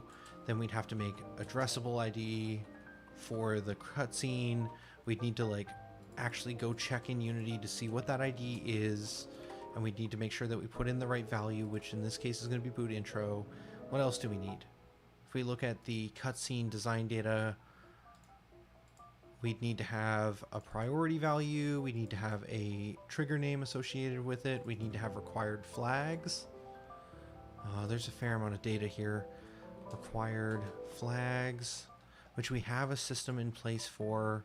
We saw that here. There was like some naming convention we had for if we wanted to have certain values in certain states. We'd need to have the trigger name, which I think would be close here. Trigger name, which in this case would be the cutscene, so that would be the Goddess Realm, I believe is the name of that scene.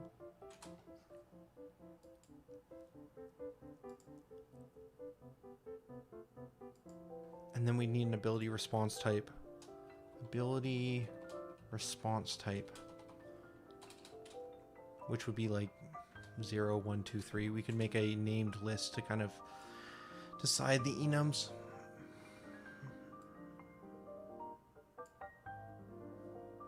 Anything else we need? Oh, if we're going to use this for the on death and on timeout, we'll technically need a repeatable flag or value, which will need to be false by default, because I think almost all of these will not need to be repeatable, but we will need to decide that repeatable, and that can either be true or false. Do we have any true or false drop downs already in here? None of these?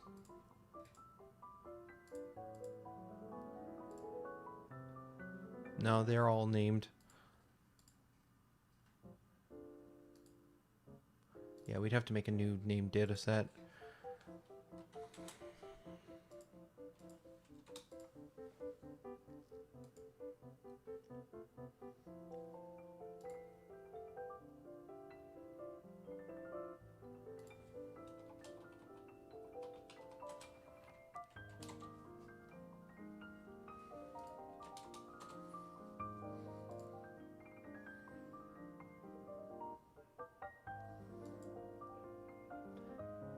ID, priority, repeatable, required flags, ability response, cutscene addressable ID. Yeah, I think that's all the data we'd need. So we might, there's enough here that we might actually need to make an entry for every single one. But I feel like there should be a way of making this smart. Like, if we have this here, could we update the sequence scriptable object to have a couple of extra fields in it? And then we just parse through the folders, find the sequence scriptables, and then this could just have some more information. Like, we have a serializable color. Is that handled by... Does this thing have a custom editor? I'm pretty positive that it does. Yeah, it does. On... Oh, it does some pretty crazy stuff, right? Because it needs to display some really interesting information for it. On draw background, on element height, on drop downs, process.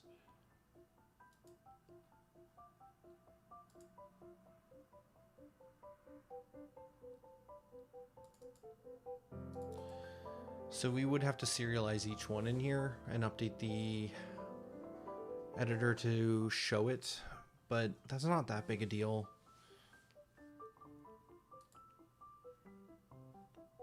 Because a cutscene is always going to be an addressable ID. Like, I'm not wrong on that, I don't think.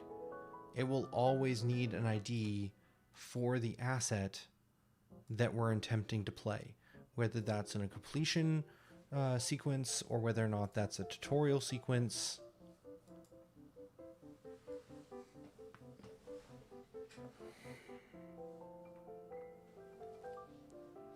A sequence is essentially a cutscene.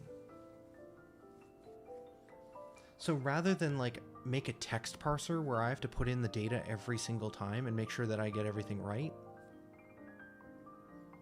I think we could just write a folder parser that runs through this folder as long as we arrange it correctly, and then constructs a cutscene design data for every single one of these. And then when we're setting each of these up, like boot intro, we'll need to make all the sequence steps for it. But at the top, we'll also need to set like priority, what type it is. I still think I like that more. We can even have it generate each of the addressable IDs for us automatically too. And then when we hit parse at the top, we're not parsing...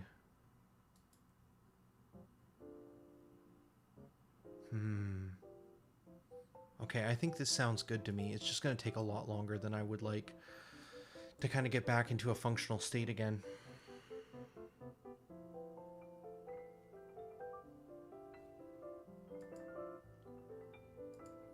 Okay, let's give it a shot. Let's see if we can... Let's see what happens when we actually try and hit play.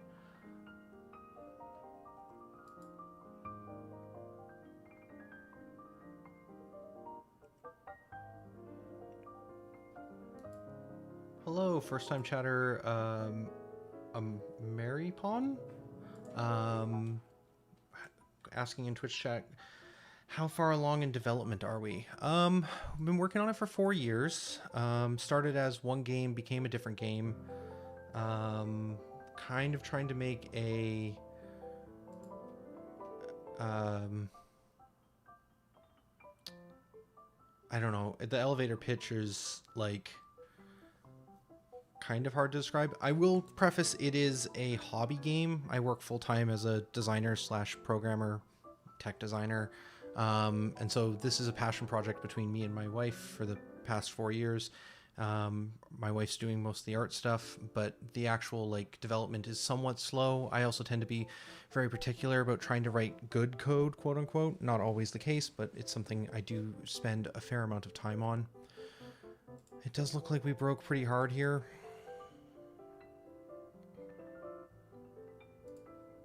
That is not the first break. Why is it breaking on invalid serialization array element so much? Interesting. Let's try that again and see what the error is. I'd love to show you, but we're kind of smack dab in the middle of refactoring the cutscene system. It was all pretty hard-coded before this, and we're kind of making it so it can be like data-driven and expandable as we start building more cutscenes. But the basic pitch here is that we're building a JRPG that is based around roguelikes, kind of run systems. So the basic premise is that you... Oh, it's failing to find a set of data. If we just comment this out so that it finds an empty array of cutscenes, we might be able to progress forward. We'll probably need to load a cutscene or load a save file instead of trying to start from boot though. So, sorry, I've been streaming for like 5 hours today. The premise is that we're building a roguelike. No, we're building a JRPG framed around the concept of doing runs. So if we start here, maybe I can show it. No, still broke. Ooh, it broke in a fun way. No errors at all. Try again. Oh, that is a super fun break. Oh, that autosave doesn't work. Crazy.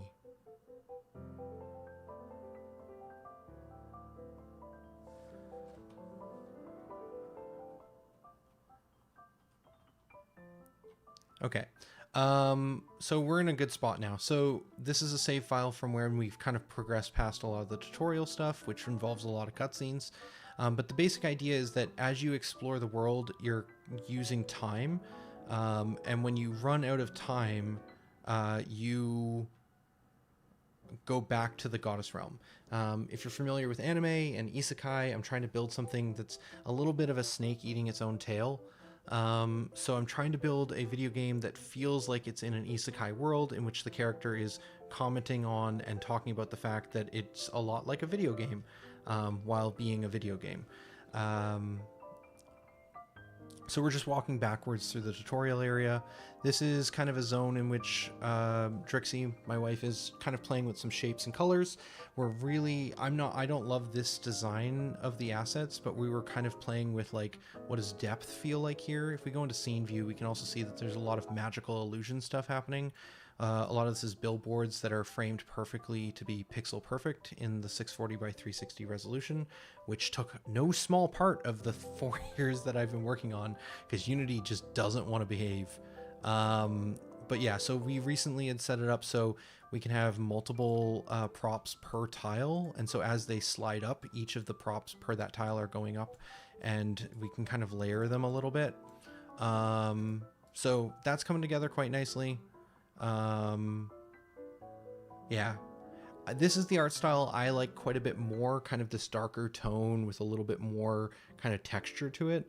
Drixie's concerned, after we started putting a lot of trees and bushes that all look the same into like one scene, it started to get really muddy though.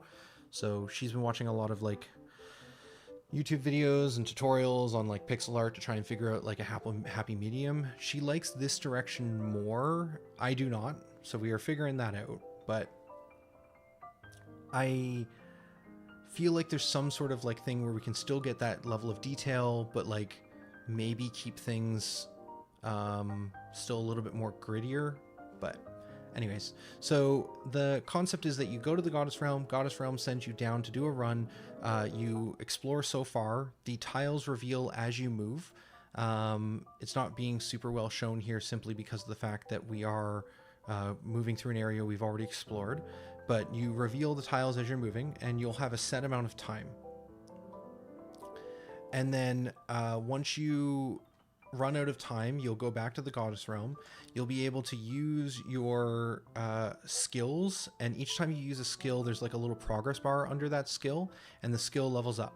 Let's see, if we go back to the goddess realm, are we going to break on cutscenes again? Let's see. Yes, we are. Because it doesn't have a cutscene to send us back out, right? Because the whole cutscene system operates the switching between Goddess Realm and the real world. But essentially, once you finish up in that area, you'll go back to the Goddess Realm, where you can go in, bringing up Pure Ref here for kind of some reference images. Oh yeah, this is also another really good example of like the art style I'm trying. I like this one more. This is our first pass. But as we tried to get more variety of props beyond just bushes and trees, things started to break down a little bit.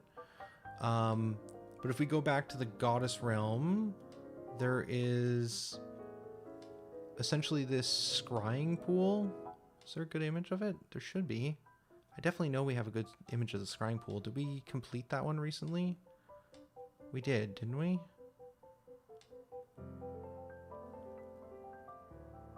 This one. So you'll go to this little scrying pool off to the left. And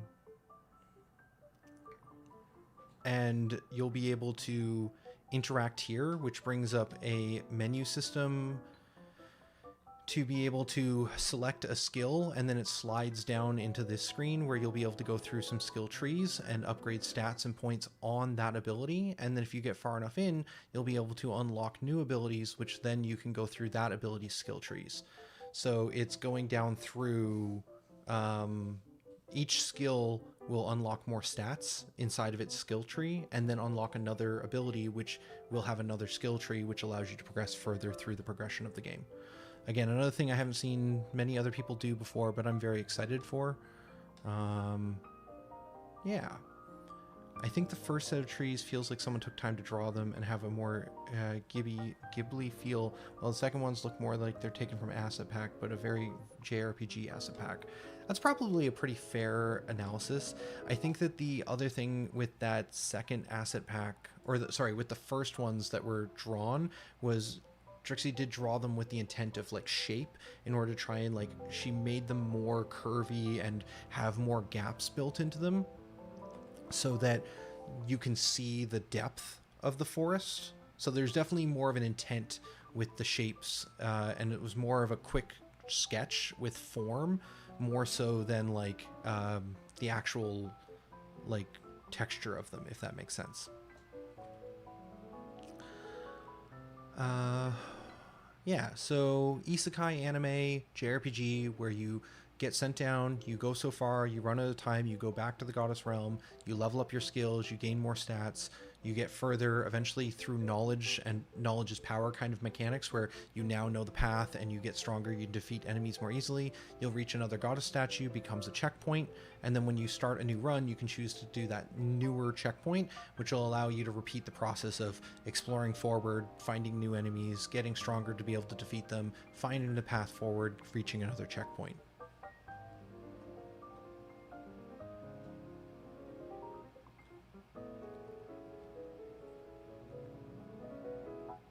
I think that's the elevator pitch. It's very hard because I can't think of a lot of other games that do this kind of fixed map. That's the other thing I found is a kind of a good set of keywords, is it's like a persistent map. Roguelike is another idea that you could think of it as, but again, roguelike is kind of a weird, almost like gotcha, where it's like people think of like deck builders and like progressing on a run and getting stronger, where this is more like a traditional JRPG where you get progressively stronger through the course of the game, but each run your power level is pretty much set based off of your current level or your current level of progress, because every kind of bit of upgrading happens from the goddess realm stat tree stuff. You don't really progress or get much stronger within a run itself yet. We're still very early. 4 years, we're still very early. To be fair, it's really more 2 years. Did your wife do your avatar as well? She did. Hadn't streamed for about a year. I've been on, I did YouTube stuff since like 2010, but I've definitely been a lot more absent as a YouTuber in the past like 3 or 4 years. But when I was deciding that I'm currently on vacation for the currently 2 more weeks. We've had 2 weeks so far of like, I'm off work. I'm just working on trying to get to a demo by January 5th. And we're just at the start of week 3. And so when I said I wanted to kind of do this like big long haul 4-week vacation to just work on getting as much as possible done in order to try and get to a demo so we can start getting feedback. I said I wanted to start streaming again to kind of make sure I stay on track, because I find when I'm streaming, I just am way more productive, just rubber ducking my way through all my problems. She was like, okay, well, I want to make you an avatar. So definitely something I feel fits me.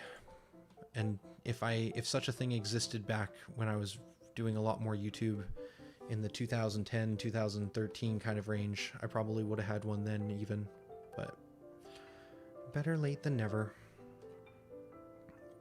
Okay, I think we're at time for where I said I wanted to call it for today. We wanted to go till 4 p.m. and it's currently 4:15 for me. There's so much more to do though.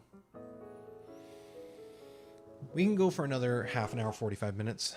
Let's see if we can figure out how to do some parsing of the folders.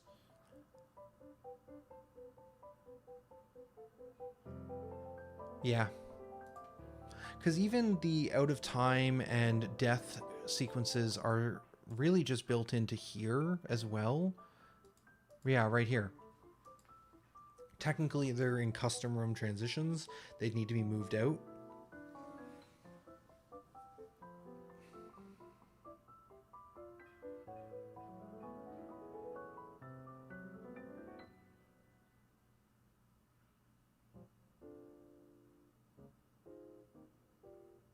Yeah, this makes a lot of sense to me. Okay, so cutscene folder.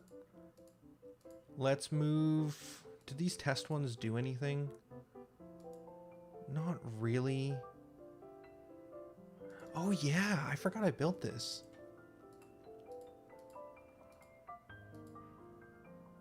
Oh, I totally forgot I built this. Also, this, if you're still around, this is a big part of most of the game dev the past couple weeks. It's just me remembering systems over the years. So I had built a sequence scriptable compiler. Cool. So this thing basically has a series of mono behavior sequences, which are sequence steps. And then if I hit compile or construct, what's the difference between compile and construct? Past Holly, I don't love your naming conventions.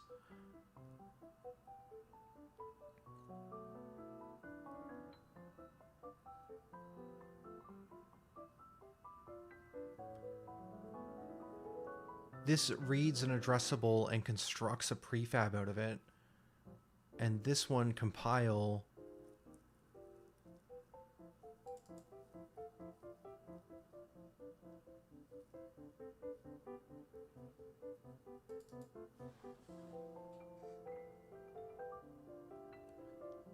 this one takes the information inside of the mono behaviors and then turns it into a scriptable asset.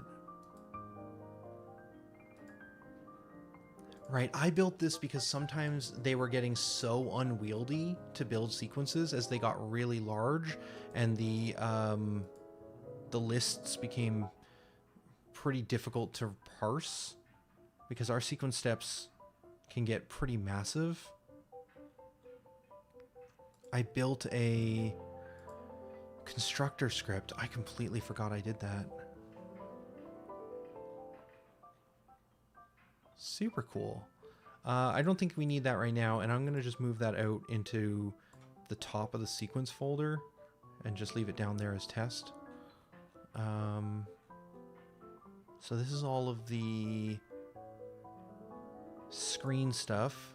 Dialogue. This is all of these dialogue ones. These are mostly dead as well.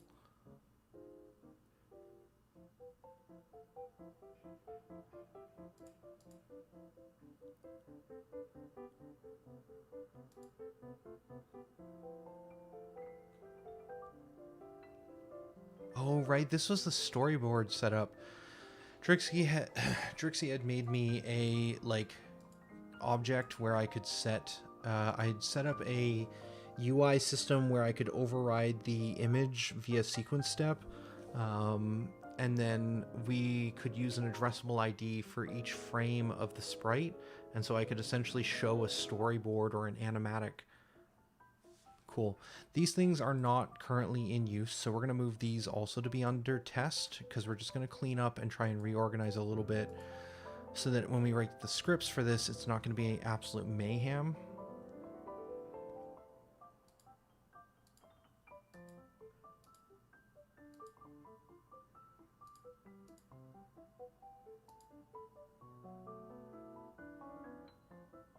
Okay.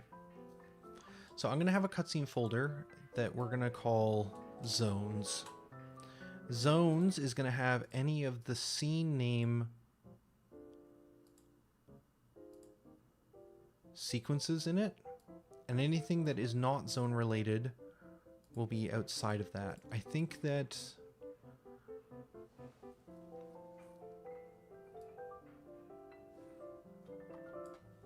there's so many different permutations.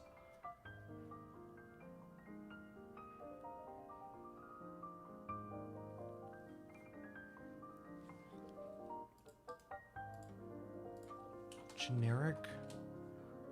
These ones can go here.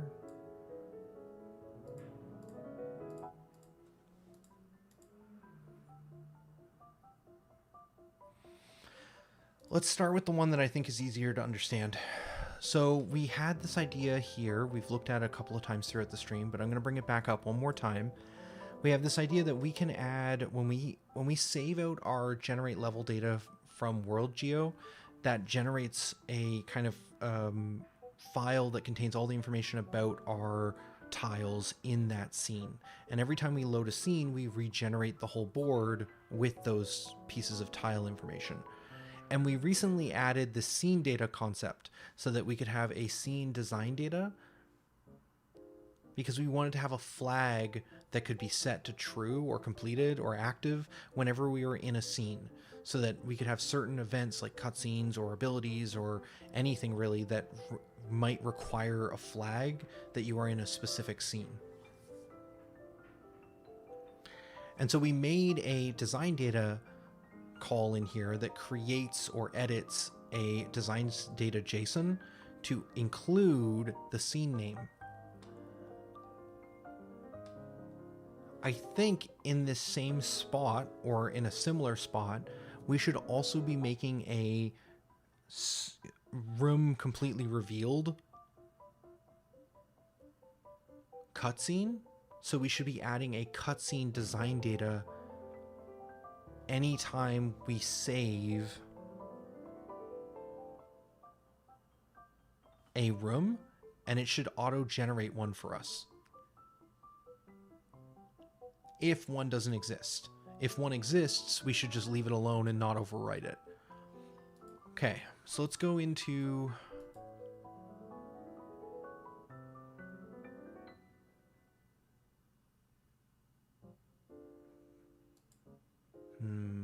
which one makes the most sense? Let's go into TO4, the fourth tutorial room. And then inside of here, we're going to go into the generate level data from WorldGeo. And here we add design data as part of saving the tile map based off the board name, and the board name is actually the scene manager get active scene name. So I think we do the same thing for a cutscene design data. And we're starting here rather than parsing the folders, because this is going to be a completely separate system from parsing our folders to find all of our cutscenes and kind of compiling that into a JSON file representing it. And I think this one's going to be a little easier to understand to start with.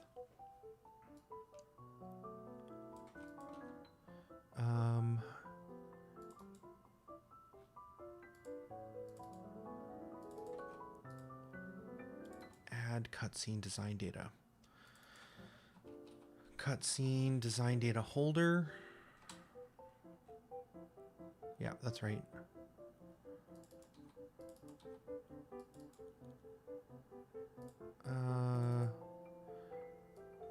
Gonna replace scene with cutscene, which I'm sure is not going to get confusing at all. Cutscene design data. Cutscene. I guess really, no, I need to at least copy over the S because we want to make that lowercase.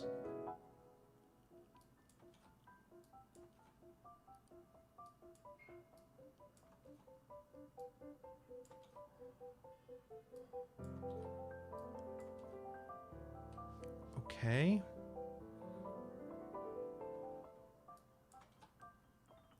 Scene, that's fine. Scene name's okay. This one needs to become cutscene.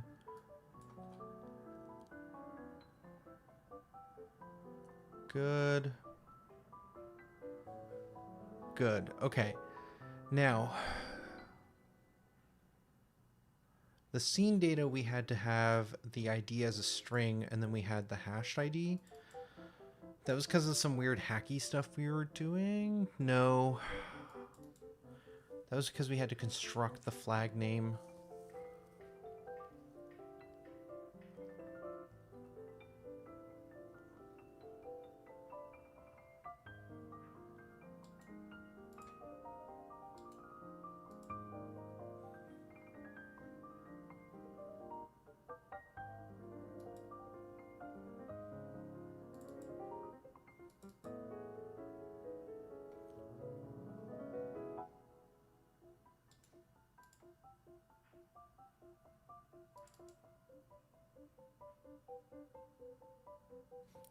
Because we wanted to create two different flags. We create a revealed flag, and we create a flag for the actual scene itself. I think we don't need to do this anymore.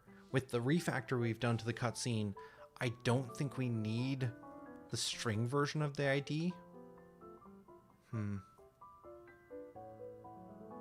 Not the problem at hand. We are going to just remove this one.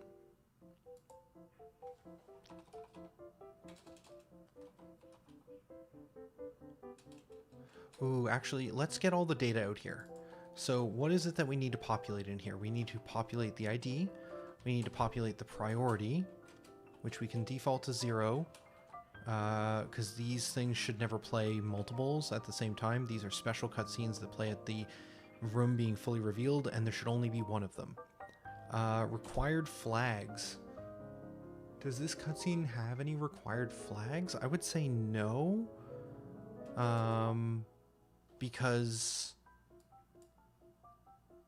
again, this is handled by a separate system, and we're not listening consistently to that, so that shouldn't need to be set up. The trigger name, I think, is actually the scene name in this situation. Oh, it can't be, actually. Because if it's the scene name, then it'll try and trigger on intro. Ability response type.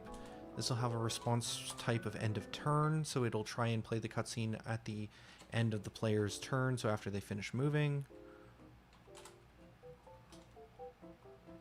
It'll need an addressable ID. It's going to need to create the object as well. So right now this is just populating a design data, but we're going to need to also create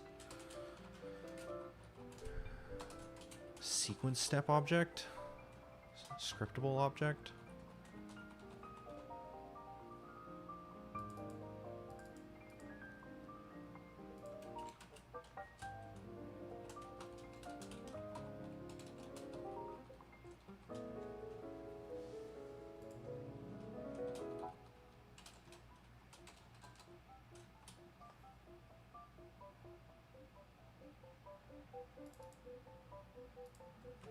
Utils dot hash. Good. What else? Don't need the required flags. Got response type, got priority. Repeatable. That's going to be false. I think we had set that up to be false by default. So in theory, we shouldn't need to set that. But I'll double check. Trigger name set. I think that's everything. Response type, address, the cutscene ID we'll do in a moment. The ID we're setting, priority we're setting, repeatable. We don't need to set. Required flags we don't need to set. And then trigger name we are setting. I guess reality is that this doesn't matter either. So it just doesn't need to be defined. And then this just becomes the ID now.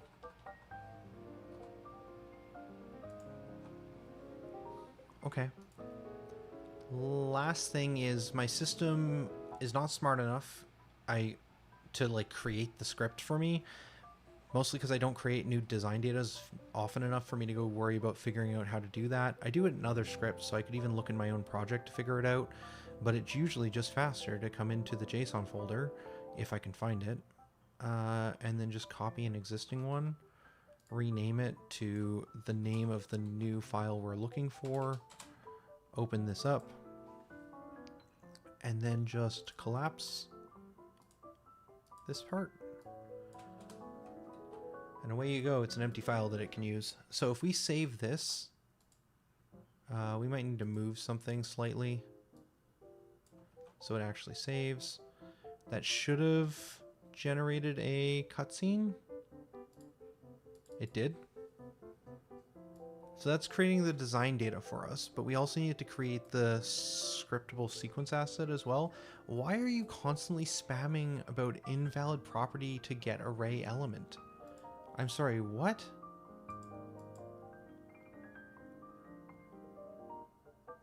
Did I modify you in some way? No? You have been fine. You have been fine. Why are you doing this? Okay. Like, I was gonna edit you. I was gonna edit you very soon. Is that because I had the script open? Sometimes this thing's very fussy. Let's go and just close it for now. See if it stops doing whatever it's doing. No. Am I debugging? No. You're doing it again. Why? 32 entries.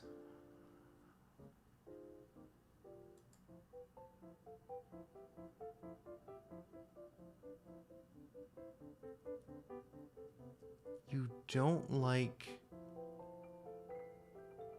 required flag. This is something I did actually edit recently, but I have not seen it behave this way. These things don't have any required flags.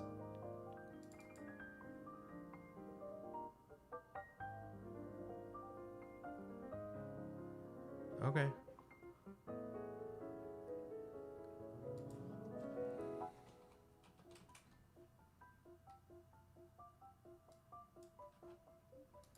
I might need to go look at source tree and try and figure out what the heck happened.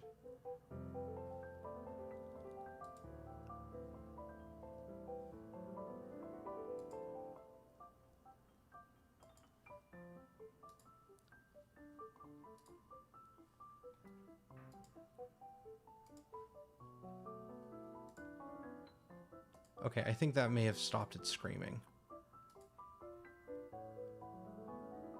Cool. All right, now, how can we generate a asset?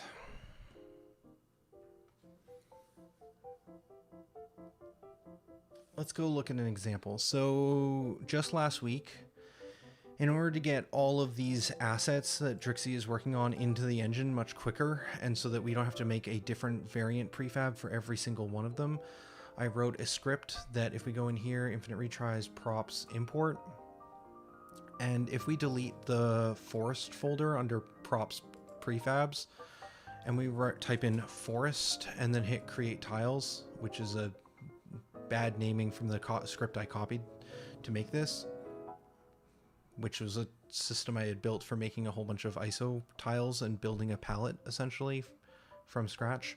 It regenerates all of these and gives them all addressable IDs. But it's doing this via prefab variants, and I don't know if I want to do this as prefab variants. So that was the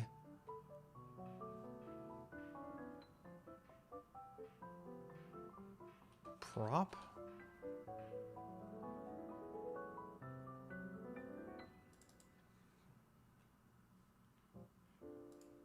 No, this is the system for modifying the props on the map. What was the editor script called? Sprite folder to props. So this thing here, what does it do? It parses through all the directories, looks through all of them, then does a default generation, loads the sprite at the file path that we found in this folder. Then it is updating the sprite pivots to be at the bottom of the image,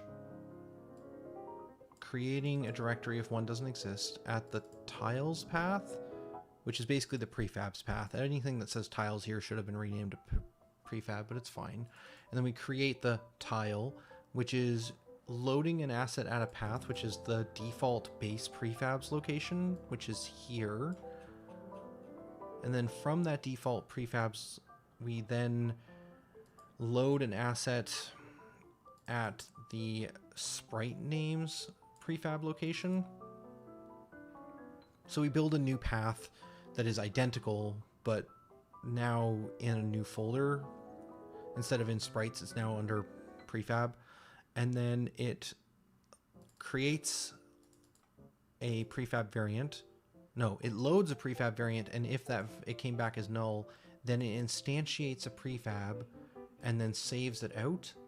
Then we grab the sprite renderer from within that variant, set the sprite to be the one we want, do a bunch of nonsense in order to try and construct an addressable name, which is essentially going up until we find the folder name that matches. So if we're searching through forest, we're going to go up until we find forest, and then we're going to create an addressable name out of that. Here, setting the addressable group ID, and then setting the prefab variant to dirty so that Unity will re-import it. So we need to do something very similar, but the main difference is that we're not going to be creating from an existing prefab.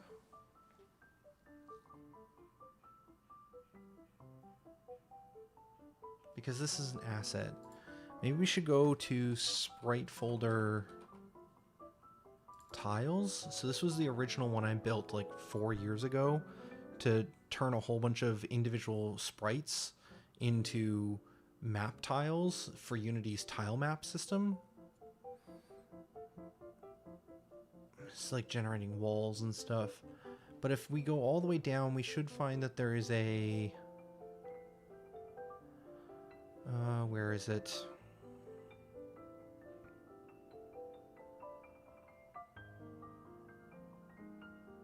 Build palette. So when we build the palette object, we do not copy anything here. We simply new an object called palette, and then we add a component to it called grid, and then we make a new tile map object called layer 1 and set its parent to be the palette object we just created. And then we add the tile map to it, do some work on the tile map. We run a call to apply everything to all the tiles to the tile map. Yeah, which is just looping through and setting a tile on each of those indices. And then here,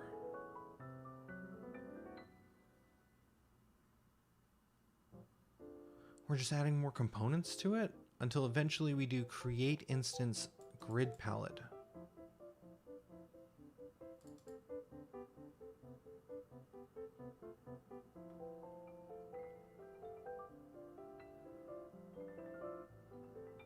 Then we save as the palette object to the palette path as a user action.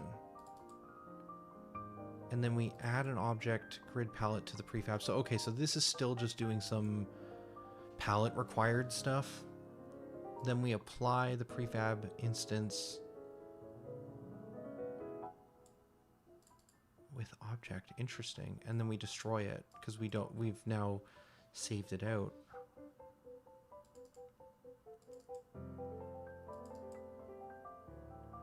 We're probably only doing this call because we've added an object to it. So I think we still want to do some of this stuff where we want to create a sequence, scriptable sequence asset, which is still going to be a game object, I guess, but with the component scriptable sequence object on it. And then we're going to add its sequence steps that we want to default it with. And then we want to save it as a prefab asset.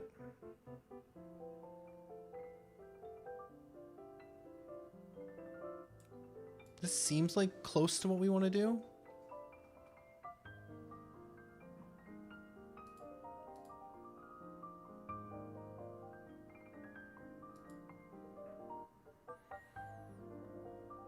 Yeah. Yeah, this is probably pretty close. If not, I can do some Googling later to try and figure out a more precise method. So let's just grab this whole build palette function.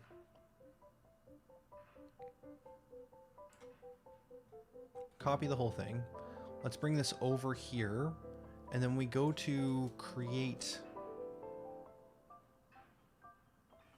the cutscene data.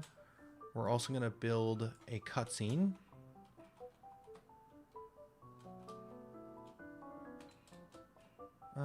Actually, I guess we're building a scriptable sequence, which shouldn't need any input other than just the name,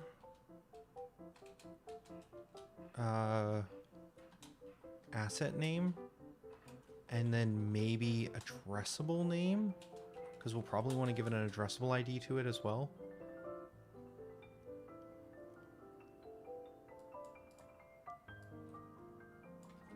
Here.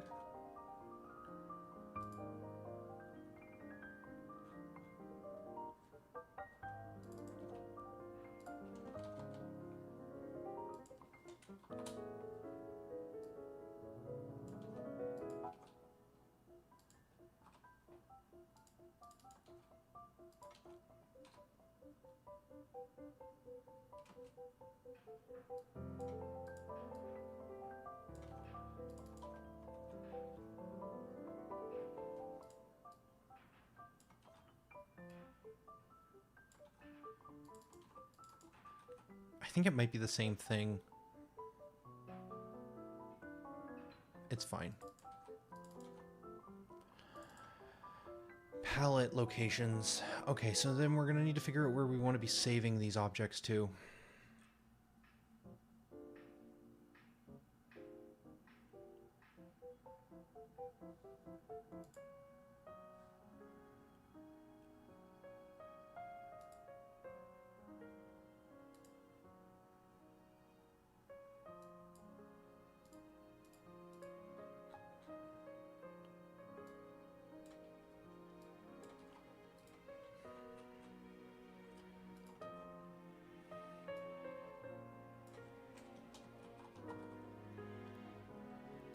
So this is going to be under infinite retries, content, design data, I think. Yeah, this is not going to be art related.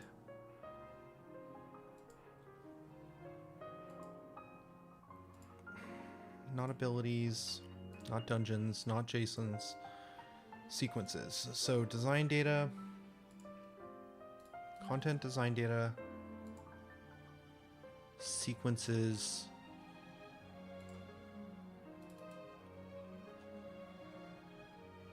and then I suppose this shouldn't go under the standard cutscene section if we're going to parse through the whole folder, because we're not going to want to recreate more variations of them.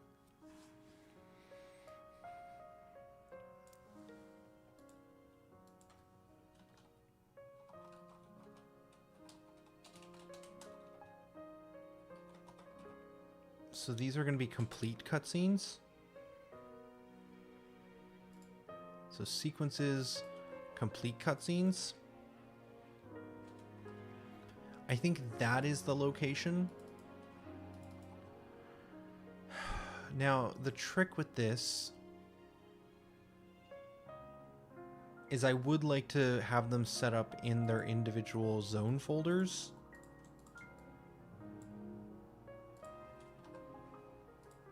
So I'd like it so that these get generated similar to these ones in here.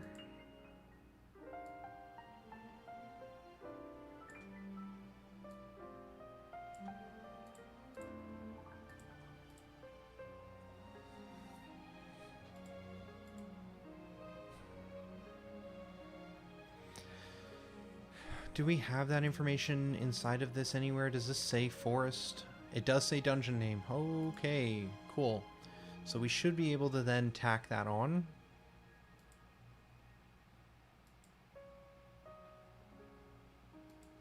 Can we just do dungeon name?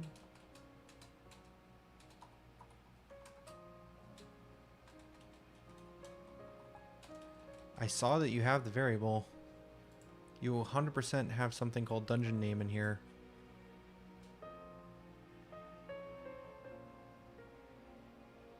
What? Where is it?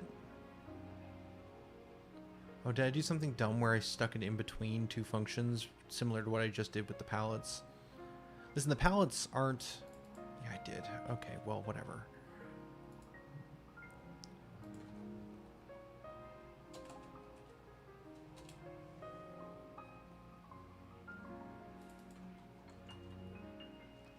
Dungeon name is a private serialized field? Why is that a problem?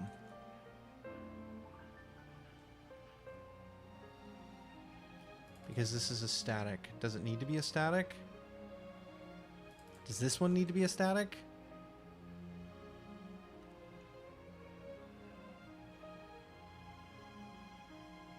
Bah humbug.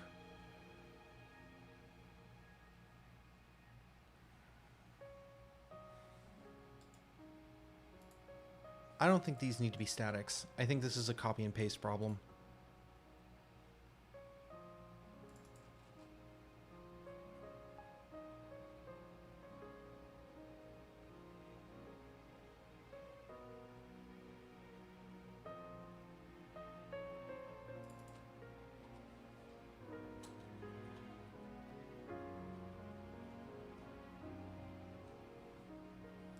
Okay. So we're going to combine this plus the dungeon name plus the asset name underscore, no underscore, just dot prefab, but it's going to be dot asset, I think, for this.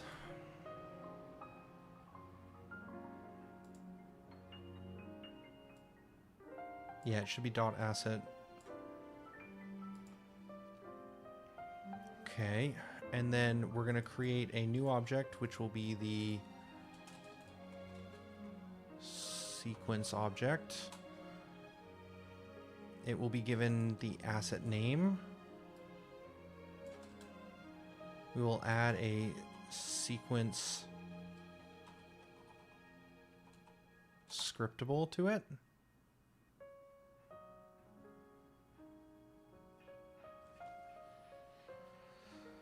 Okay.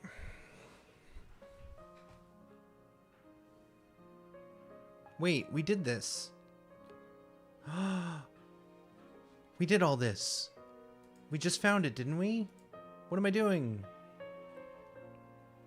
Test. This thing has to do all the same logic.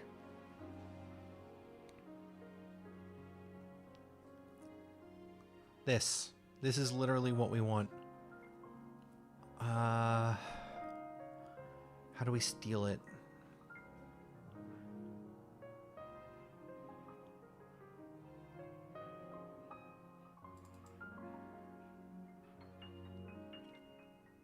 Yes. This is what we're looking for. There's no need to recreate the wheel here. We already have something that does exactly what we want. Yeah, none of this matters. It's so much easier than that. Okay. So the only main difference here is that we're going to want to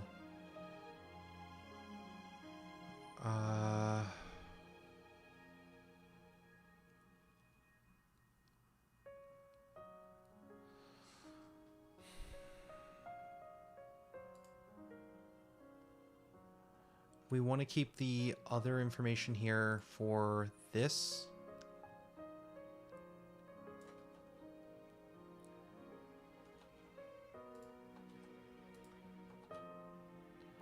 I like this path creation more than the way I did it here. Do I really need the root directory?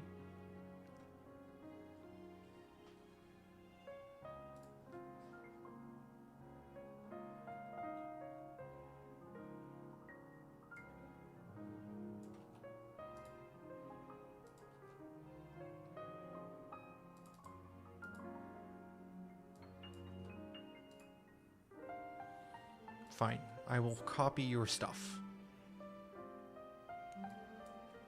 What is directory?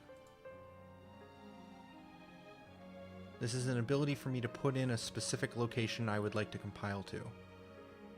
Okay. So if this is my path,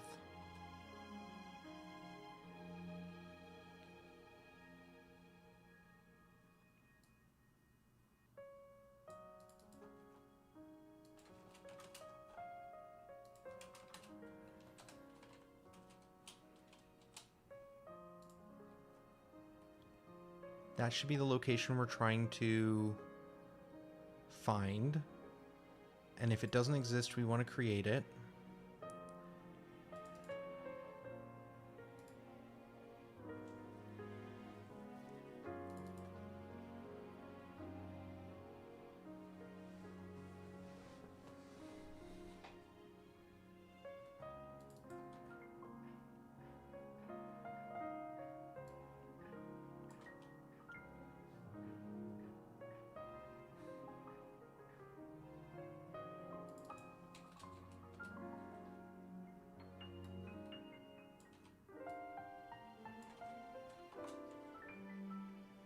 Okay, this is the root directory.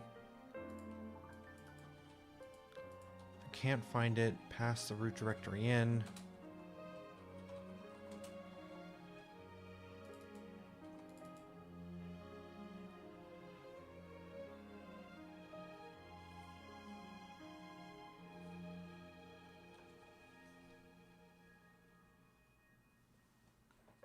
What is this for?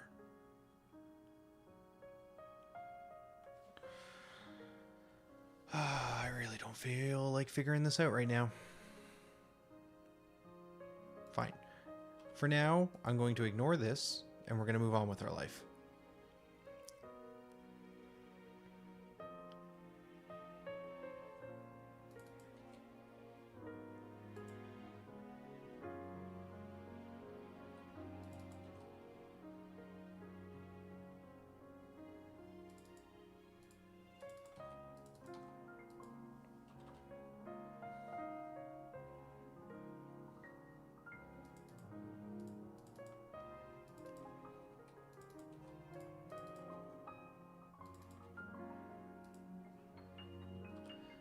Okay, here we go. I think that gets it in line with what we're trying to do. The file pathing should be okay now. We'll worry about figuring out how to create a save directory later. Now we need to just see if we can get this part working. So we know that this thing worked. Well, I guess that's a stretch. I never actually tried hitting the buttons. I just know that I found it and I was like, ah, yay, I'd already done this work. It looks like it should function. So this is going to try and load an asset at this location. And if it can't find one, it will create one at this location. And it will clear all the sequence steps that it has, just as a safety precaution. Now this is going to loop through and try and find all the mono behavior sequence, which we're not using here. Instead, we're going to just create a list of sequence steps, and we may add some default ones. For now, we'll just leave it empty just to see if this works. And then we're going to set the asset we created or fetched to dirty, save assets, and then do a refresh. Holy smokes. Rokano? First time chatter. Unity asset systems ...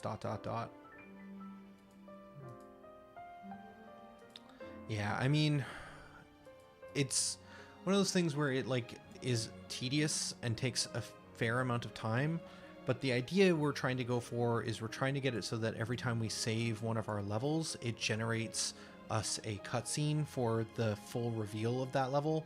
I have a tile-based system where every time the player walks, it reveals tiles slowly, and once you 100% reveal everything, I have cutscenes that can play. I have a whole system for it, but I don't want to have to do the data work of creating a cutscene every single time. So I'd like it if it just auto-generated one for me. So let's move this thing here back down to there, and then if I hit save, It should try and auto do a thing. I saw the folder structure change.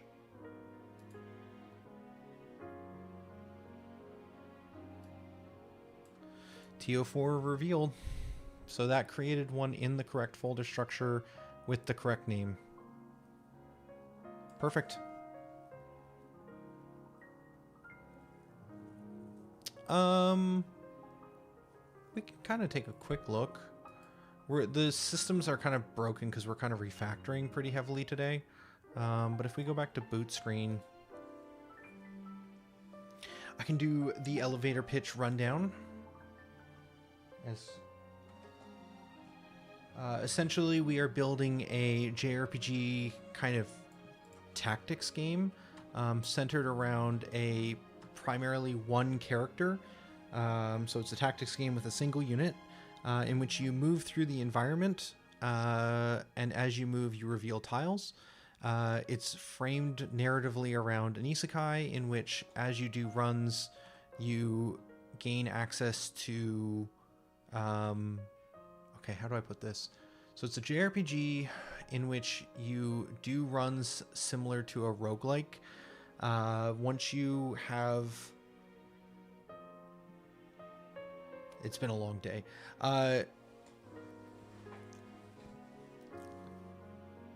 Start from the top. Isekai. You start off, you get resurrected by a goddess, you get sent into the world, you explore through that world, eventually you run out of either time or health. Once those things are gone, your character dies and then gets returned to the goddess realm, in which you can spend some experience points that you gain from using your skills to increase your stats through a skill tree, not unlike something like Final Fantasy X.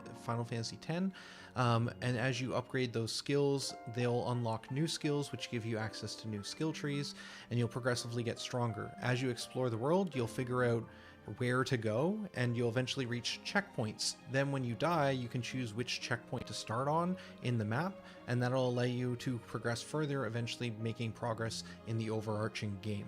So it's kind of got this roguelike runs aspect, except for the map is fixed and never changes. So it's about trying to progress far enough in order to reach the next checkpoint and then be able to go onwards from there. Yeah, it's funny, Bastion's the one that everyone always kind of mentions as like the similar game experience, but like Bastion has more of like as you're moving, the levels load in. I do agree it's similar, not trying to discount that, but in terms of like revealing the play space tile by tile, I feel like it's a little different. But I definitely will say Bastion is an inspiration. It just came together a little differently. More of an inspiration was something like Etrian Odyssey, like a dungeon crawler, where it's like you're exploring and filling in a map and trying to figure out where to go, but trying to pair that with like a tactics isometric view. And then the run stuff just honestly just feels like the right choice to me. It means that we can have the player replay areas without having to create as much content and thus pad, quote unquote, the experience. It sounds bad, but essentially if we fully reveal a space, that area gets a cutscene. So when we fully reveal the second tutorial room right now, it prints a message to the console, sets the exposure post-processing effect to 1 over 0.5 seconds, and then it sets the exposure back to 0. So basically it goes overexposes by 1 and makes it really bright, and then eases it back down again, so it's a little bit of a pulse effect. And then it opens the start ability screen, which is something we're refactoring, and then it will wait until a specific flag is set, knowing that you've actually entered something in that screen. So very simple cutscene. It's just doing a little flash effect. But some of the cutscenes can be a lot more elaborate, like the boot intro one, the true boot intro, not the test one. So for this one here, it's starting a dialogue entry, which we can see a preview of what's going to happen.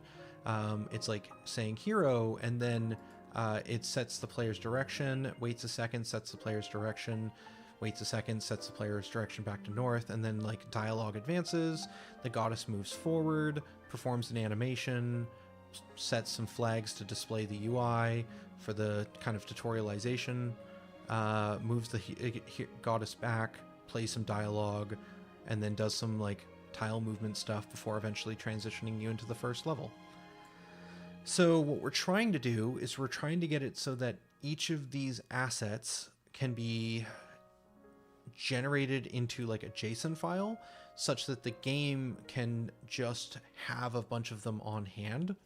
What I want is that I want it so that when you enter into Cutscene Manager, when we enter into a scene inside of here, Dungeon State Manager, when we load into a scene for the very first time, it's going to try and trigger a cutscene with that name.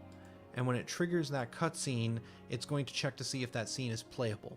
And a scene is playable if it hasn't been completed before, and if the trigger names matches, basically. And then it makes sure that all the required flags that could be true, so like, have you progressed far enough through? Have you killed a certain number of enemies? Flags can be anything, basically. They're kind of like elaborate Boolean operators, but if all the flags are valid for that cutscene, then it'll say it's playable, and then it'll compile all the possible cutscenes, sort them by priority, and then it will try and load up that cutscene to play. So every time we return to the Goddess Realm, she might have a little conversation with us based off of what we did on that run. So the whole game is being set up via scriptable object asset objects, if I'm understanding correctly. Some of it, yeah. I mean, the whole game is data-driven at its core. So, like, if we look, a lot of the data for, like, the flags are all set via, like, the spreadsheet. So there's a lot of data for, like, what, like, tutorial has, like, a clock tutorial has a flag, and that is a set type flag. And that flag gets modified and will turn the UI on and off basically as we progress. If we take a look at the actual JSON files, there's a couple of them. But we have JSON files for all the flags, so that's all data-driven. All the different abilities that you can have in the game are all driven by some amount of data, as well as all the skill tree stuff is all JSON data. So yeah, essentially, my sequence system is really just this thing called, or my cutscenes are this thing called sequences, and a sequence is essentially a bite-sized amount of information. So when I say, like, add response, for example, this is just adding a sequence to a list, and then if we try and get and clear responses, this will get called by certain things like our movement is a good example. So when we move, we'll try and see if there was any movement sequences that were triggered, and if they are, then we'll do a bit of work in order to construct a sequence builder, and then we will invoke that sequence. And each sequence step is essentially just an interface, and therefore I can make a lot of these. I have sequence steps for modifying the audio, I have sequence steps for, you know, waiting on a specific flag to be set, on revealing something. I have sequence steps for managing the AI. I have sequence steps for fading UI and modifying sprites on the UI. And so if we take a look at some of these, like delay is a really good example, one of the most generic ones I have. It's essentially just an object that has an invoke call, and I just invoke a yield wait. If we're going to move to...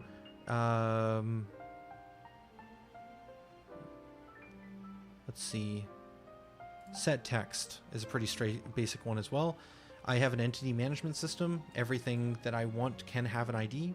So if a specific entity, I can retrieve a certain entity and I assume that that ID is correct, then I will get a text mesh pro object off of it, and then I can set the text. So pretty much anything can be modified by a sequence step. And then the sequences are how I do cutscenes, but they're also how we do abilities. So if we were to look at an ability and take a look at the abilities for the player, abilities, what did I put it under?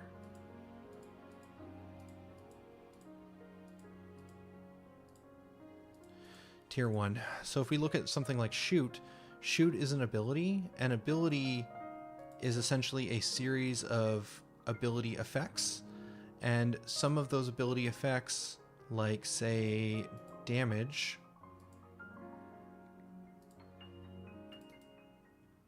essentially has like a predict call to determine whether or not it'll work.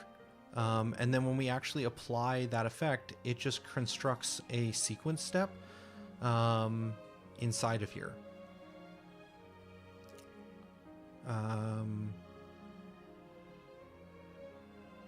And so all the abilities are also just sequences. Everything is sequences all the way down. And the cutscenes are just another aspect of like having it so that everything is minor chunks of code and everything's reusable. I see, that makes total sense. So you essentially have basic building blocks to construct an arbitrary cutscene in the game. Yeah, anything, and you could think about anything as being a cutscene. When I say that these are cutscenes, they're really only cutscenes as far as like they're like a list of sequences. And again, it's fair to say that you can do cutscene related stuff in here, like, you know, making dialogue appear or switching scenes or controlling the player's movement and stuff, but really it's the same as if you were hitting an ability to move. So a sequence is anything.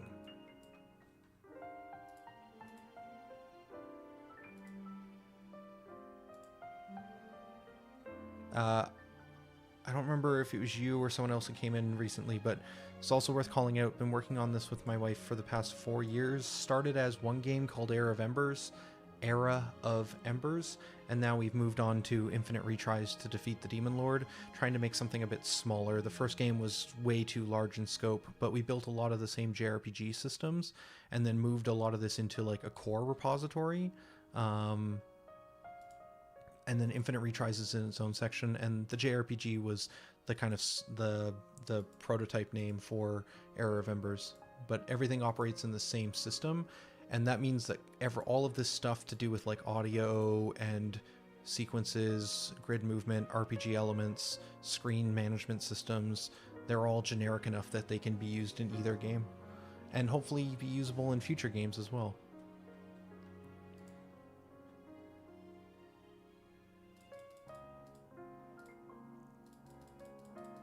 Sorry, I went on a bit of a tangent there. I like my code a whole lot. I like my code a whole lot. Plus, we got this mostly working at this point.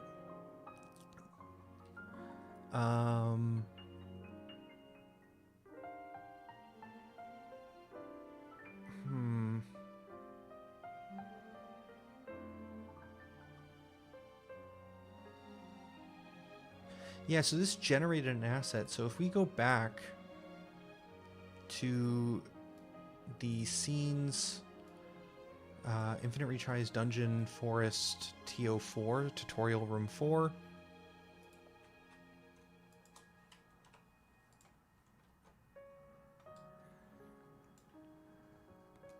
Oh, it's still doing this error.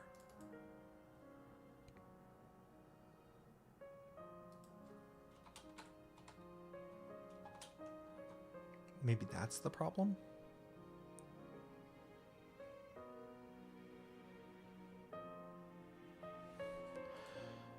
Okay, so if we come back in here and we go into our Infinite Retries, design data, sequences, this made this, but it does not have an addressable ID. I would like to have it generate its addressable ID as well so that we can fetch it in game without having to have a direct reference to it.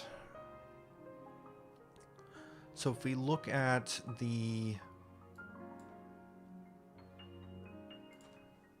sprite folder to prop again, this code I did recently has the call I need, which is addressable, extensions, set addressable, group ID.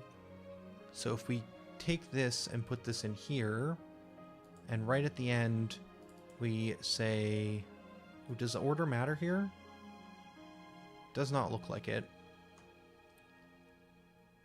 It's very possible I should be using save assets and refresh on that other file as well. So if we put this in here, and then we want to give it this as the addressable ID, we'll need to add the addressable stuff. Why can we not use... I would expect it to give me an automatic using.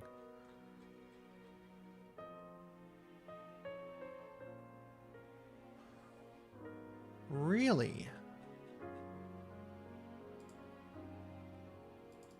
Why are you allowed to access addressable extensions, but the other one isn't? Is it because you're an editor window? And you're a mono behavior? Oh. Okay.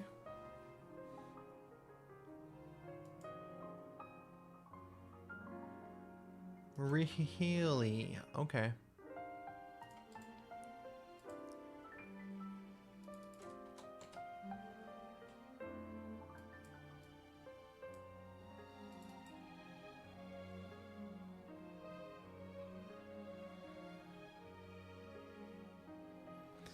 So this is my own code.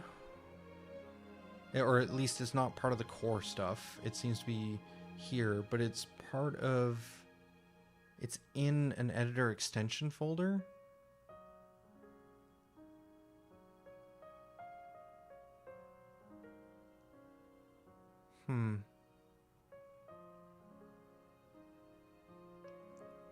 Possible I could have grabbed this from Packet Manager. I probably built it at some point. 4 years is a lot of time to forget how things work.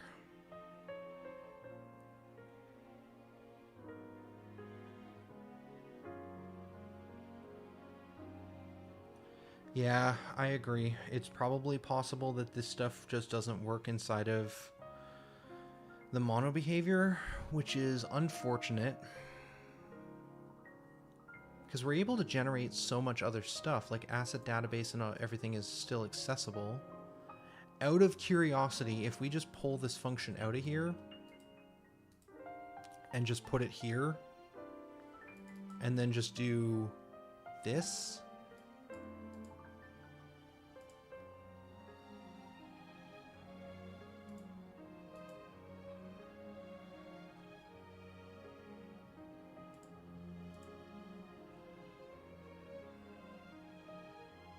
It does work.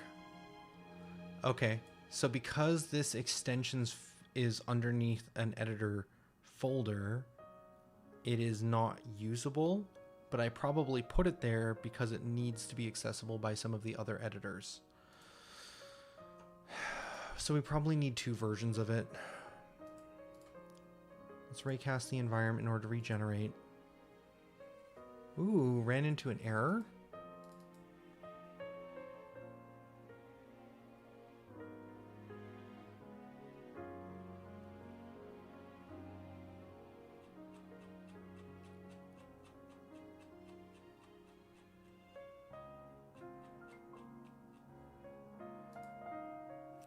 Probably doesn't like this being static.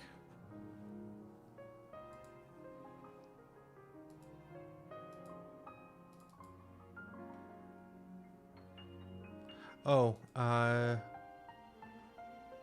no? Is it the this dot object?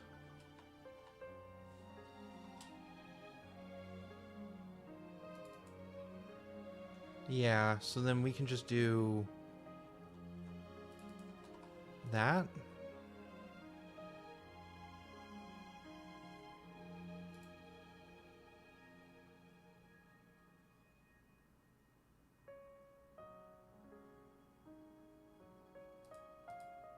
Okay. The reason this is a mono behavior is because we have everything as objects in the scene, so all of these assets and stuff. And then when I hit raycast environment, it essentially does some raycasting to determine the height of each of these cubes to build my tile map. I could do it with like an actual like tile editor or something, but this has felt pretty intuitive to me to just be able to like drag objects around in order to modify my environment. And then also I have like a prop management system. So if we were to grab some of the props,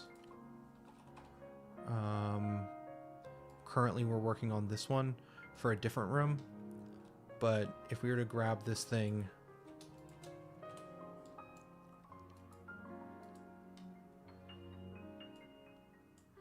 This kind of is an ability for us to be able to change props on the fly. So I can change this to be like a tree or something. And then this gets read in through this game object as well. So it like parses all its children to find all of those prop assets. So that's why it's a mono behavior, because we do a lot of like, this thing here is reading a ton of information underneath it in order to generate all the level data that we see when we actually run the game. It just so happens I now also want it to generate a cutscene for me and automate the design data creation for it. Everything's still working good. So if we come back up here, did this get an addressable ID? It did. Okay, so if we make our own version of that function, it's working for the time being. We probably want to make a similar extension that's non-editor based, but I'm fine with this. So let's try this in a different scene. If we go into scenes, infinite retries, dungeon, forest, let's say TO3 doesn't have one yet. If we save, it doesn't do anything. So I set it up so it does autosave, or it does auto-generate everything. But if Unity sees that nothing has been modified, it won't actually do the save. Yeah, okay. So now we have set it up so that in each of our rooms, if I go back through all 10 of them and just hit save once, it'll generate the asset for us. I'd like it to do a little bit more than that, I think. If we take a look at the JSON though, do the values match? So if we take a look at this cutscene design data that we're trying to make, yes, it has the correct values here. Okay. And then last piece of the puzzle that we need to connect is inside of the dungeons. These are the actual assets that we create with all of the tile data inside of it. This has a cutscene to trigger field. That should also be managed by the same thing. So we should be able to update that value as well. Level data here. This is doing all the parsing to find all the game objects underneath, creating all of the information about it. So at the very end here, if we just do level data dot and make that equal to whatever we were making the addressable ID,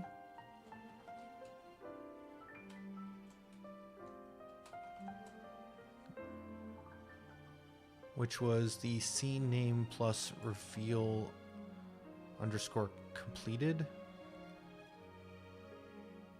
which I'm gonna hope that other location had access to the scene name. It does not. It does not. Because it's called board name here for some reason. Okay. This script has been through years of development. Over multiple different iterations. Because originally it was designed to create Unity tile maps. And then I converted that system to create these like tile informations.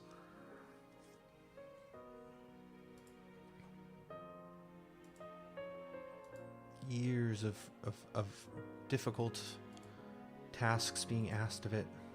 Yeah, so now it's generating this field as well. Okay, so now it is both creating the asset, giving it an addressable ID, and then hooking that ID up to the level data so that when we complete a room, it knows what it wants to try and trigger.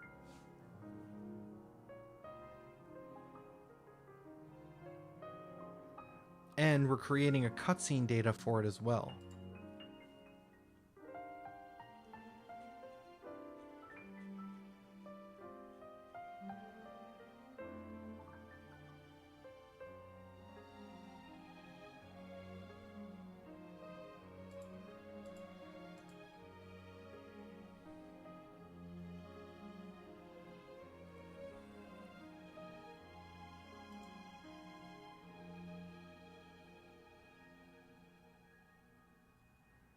I think I want it to do this by default. And then we should be able to see if the system is working. We won't be able to get the game into a functional state very easily yet. This is only one step in the process. But at the very least, we should be able to test whether or not our code is working for all the cutscene refactoring we did. So we want to make some new sequence steps. Thanks for stopping in. I appreciate you listening and chatting. It was always nice to kind of give people a rundown of things. And I hope you have a good rest of your day and a happy holidays, because it is that week, I believe. I say that like I don't know. Just so heads down on this stuff is really all I'm trying to say. Okay, we need an expose sequence step. We want to make a new one of these, and then what are the values we want to pass in? We care about... Oh, Visual Studio does not like being minimized. Okay, so we want to say that this is blocking. Is that something I can add by default to this? It is not. It needs an entity ID, so we need to give it global volume as the entity it's searching for. It needs a target exposure of 1. It needs a do tween easing of in sign.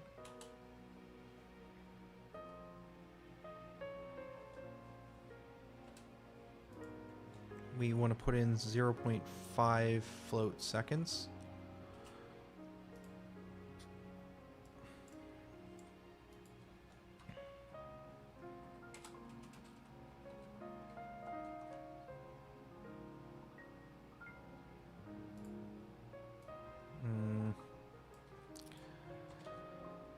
Because I want to set it to blocking, I'm going to have to actually make a local variable, which is fine.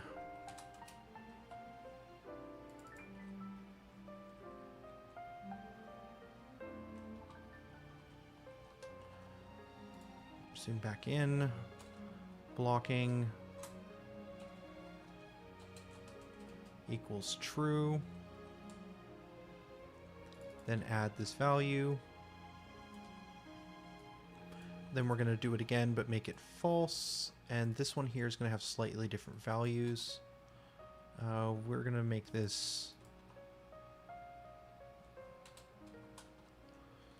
a different local variable name. This is still going to be world or global volume. It's still going to be 0.5, but the target exposure is 0. And it looks like it's out sign.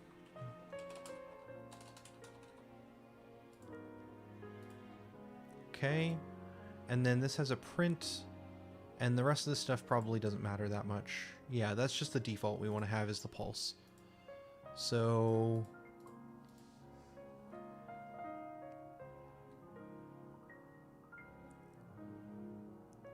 we're just going to add one more at the start here, which is going to be a new print sequence step. With a message which will be probably the sequence name.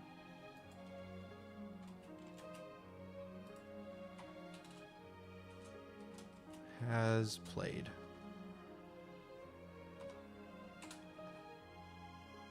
Sure.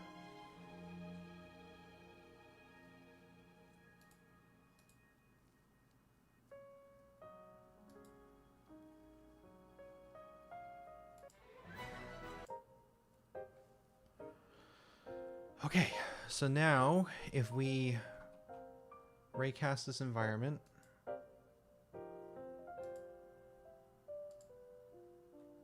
it has this information here, which looks correct.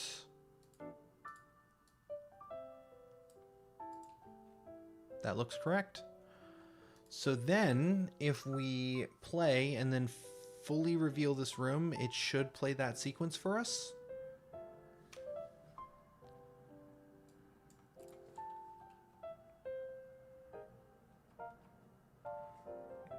More zoom. More zoom.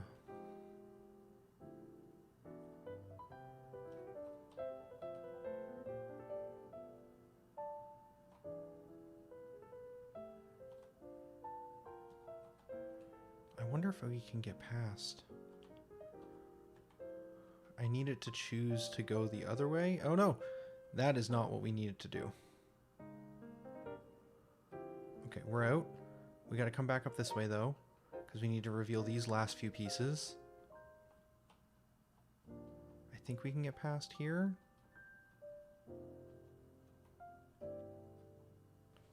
Did that go?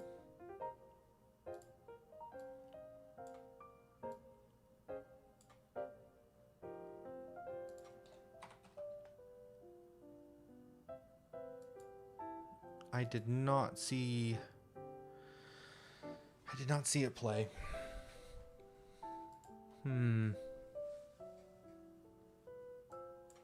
Let's try the very first room, because that one should be relatively easy to test. I guess the other way to do it is we could just debug spawn all.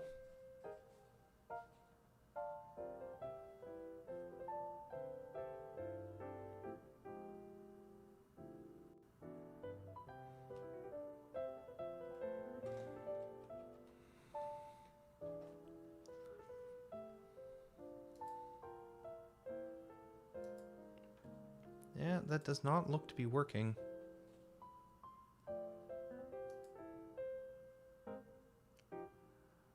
Let's go into the cutscene manager and check the trigger cutscene.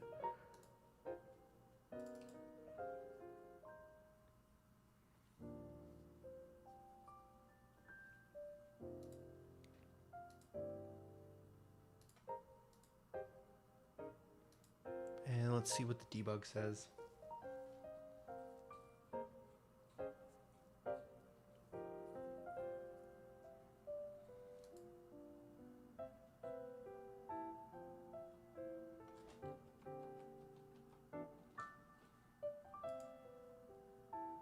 Well, it helps if we're actually debugging.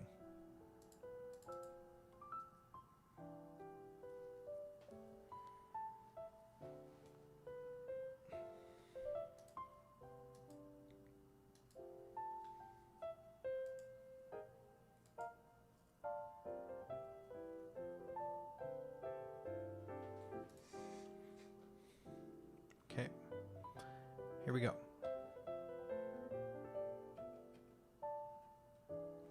Nothing.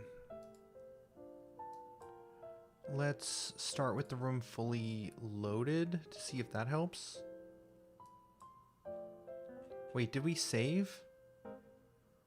Oh, we never actually raycasted this environment, so we didn't actually generate anything. Okay, so now there's one generated. It has an addressable ID. If we come up to TO1, it has an on-complete value. There should be a design data for it now in here for TO1. Okay. Now let's give this a shot and see if we hit that breakpoint. Yeah, it doesn't help if the data doesn't exist.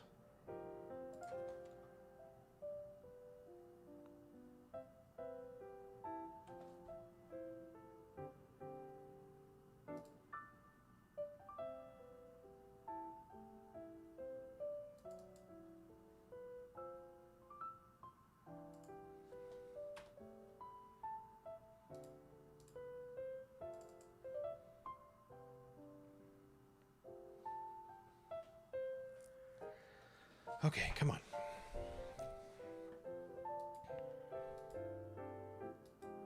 Why are you not working? This is still only one of the cutscene generators. We still want to do another one for generating design data for cutscenes that have already been created.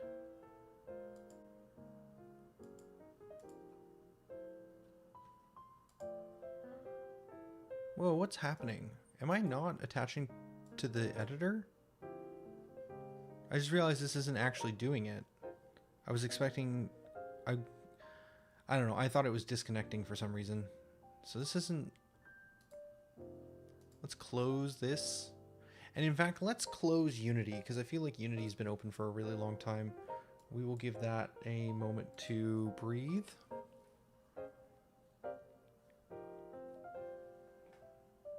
Yeah.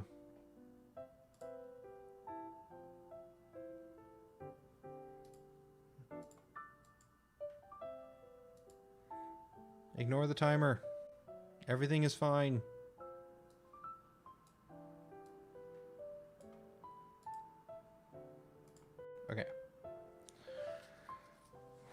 loading Unity. It's taking its time. So yeah, if we can cut out like this type of design data entry stuff from all of these systems, I think, at least for the cutscenes, that should improve our lives quite a bit. So instead, if we can get the next part working as well, so that if we create a cutscene, or more accurately, a sequence scriptable object, and we put it in that folder, if we can read through that folder and find all of them, and then create the JSON data so that we can construct all of the cutscenes for them, I think that'll make our lives, it'll make it very easy to just make a lot of dialogue.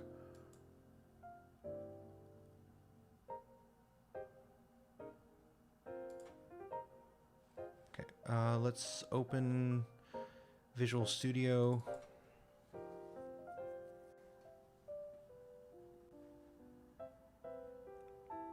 We've been going for 3 hours and 30 minutes. This is the longest I've streamed in a while, but we are so close to having this functional again.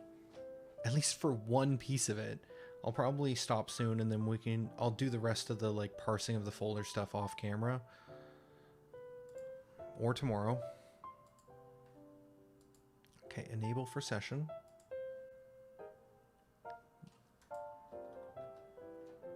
This should be fine. I'm not sure why it's not showing that as valid. Probably because it's reloading the domain. Completing the domain.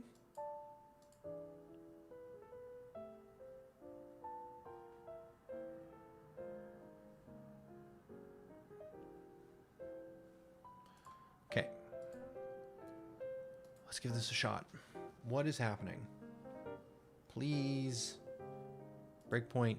Okay, debugger is still on. Good.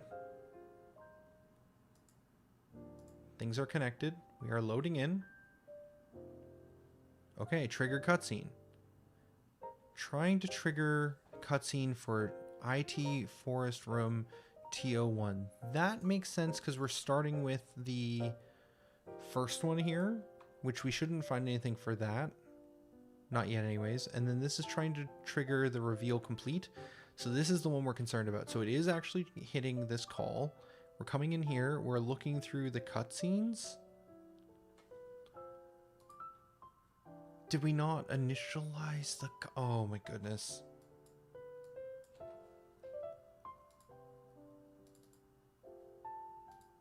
Right, because we were showing off the game for a moment and we commented that out. Okay. Easy fix. Easy fix. We'll stop debugging for now.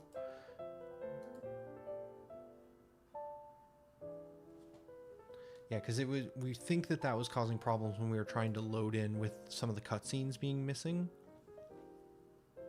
But honestly, I'm not entirely sure. Probably didn't need to comment that out.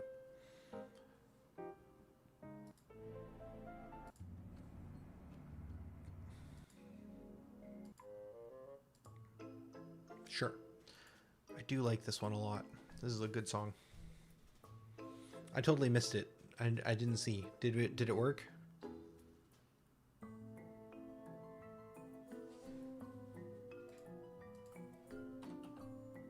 Nope.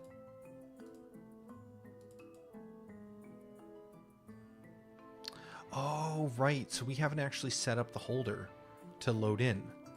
So if we do a little bit of a search around for this thing and we take a look at here, we actually need to initialize this thing with the new data. So this is going to be cutscene data, and this will go into the cutscene design data holder. And then this will go here, and then the cutscene design data holder needs to be loaded in order for us to say we're design data load complete. Now we should be able to run the game, and that was the error for which we commented everything out.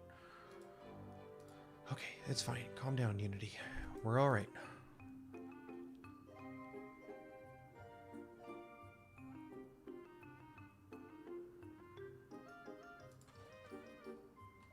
Still an error. Different error.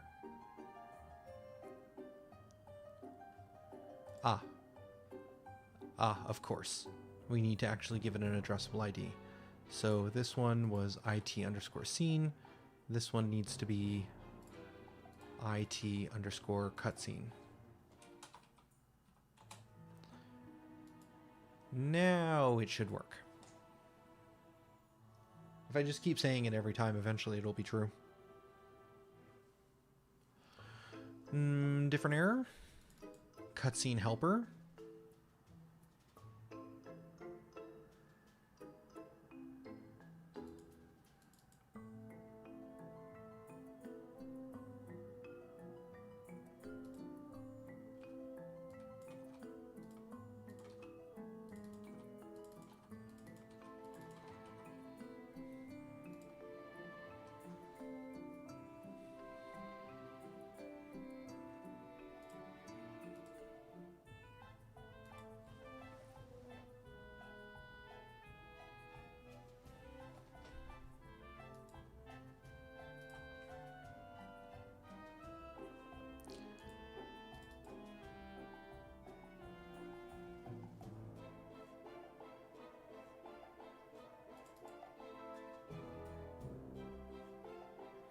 Right, okay. This is some copy and paste problems. This makes sense.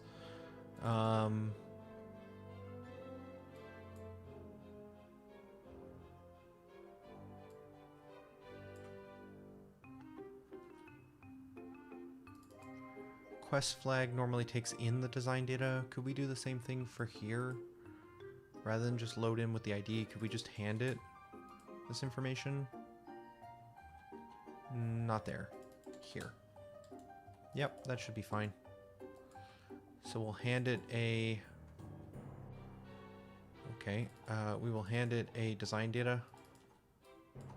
We will set the design data here so that we have a copy of it. Wow, it is... Just copy just the variable, please. Thank you. I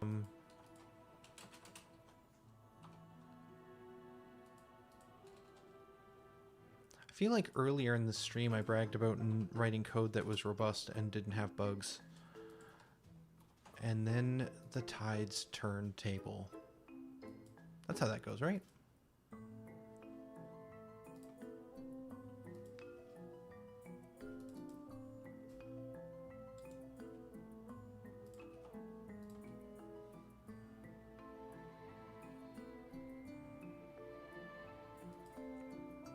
Now it'll work.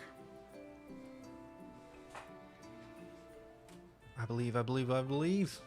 No, alright, well, listen. Okay, well, that's lame.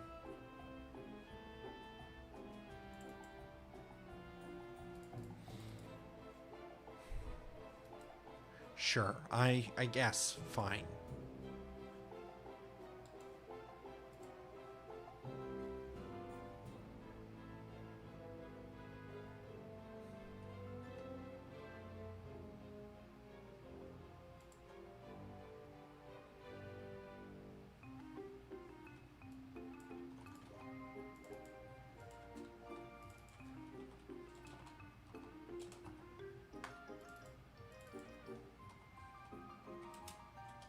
I could add a null check, I suppose.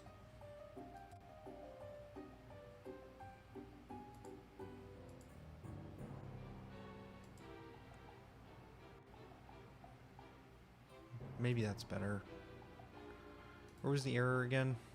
Unity, come back.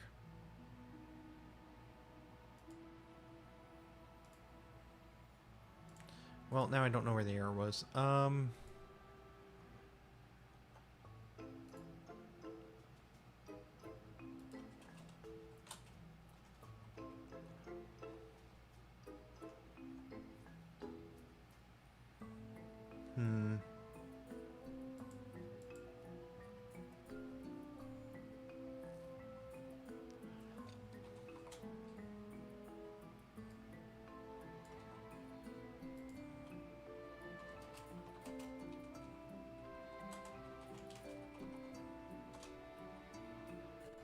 Sure.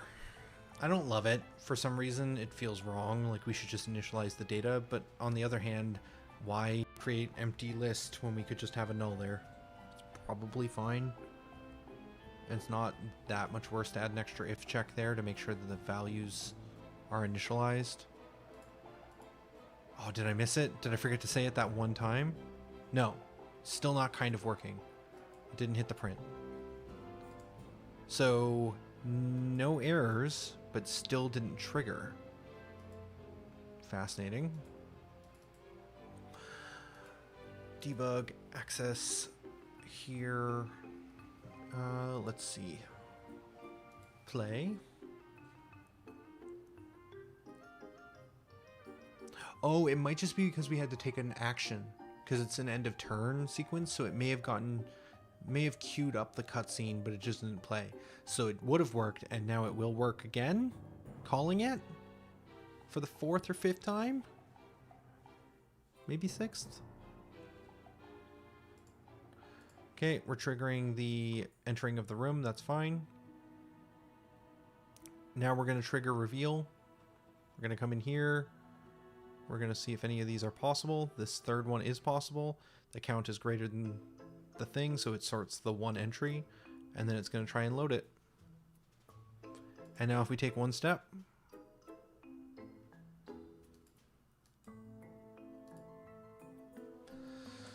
okay, we did it. We made it so that every time we save a room, it generates an asset which has some default stuff to basically make the room glow for a second, and then after that's done, it's just done. It did the thing. It's great.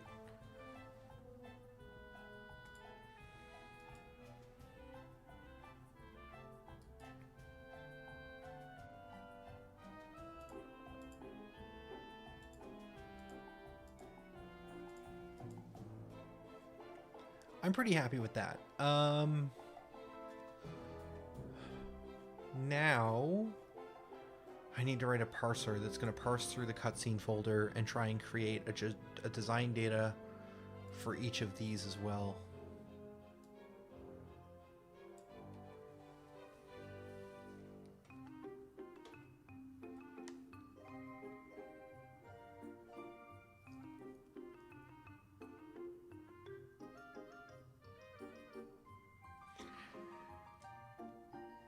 We're almost at 4 hours on this stream. We're not doing that right now.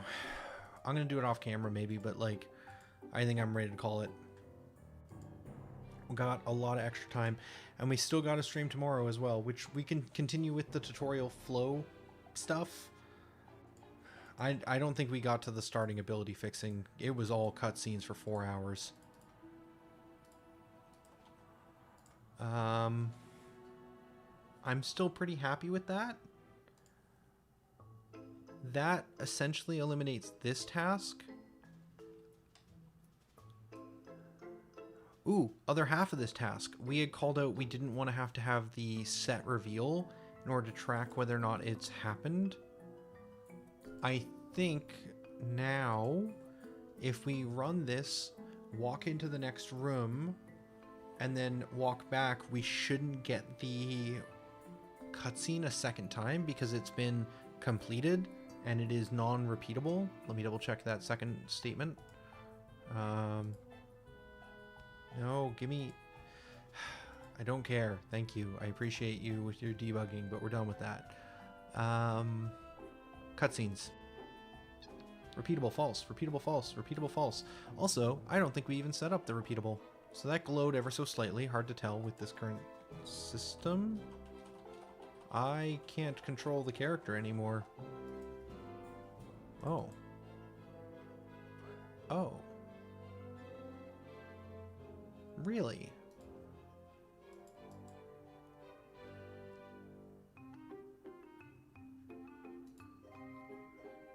I didn't notice that the first time. This seems to be breaking.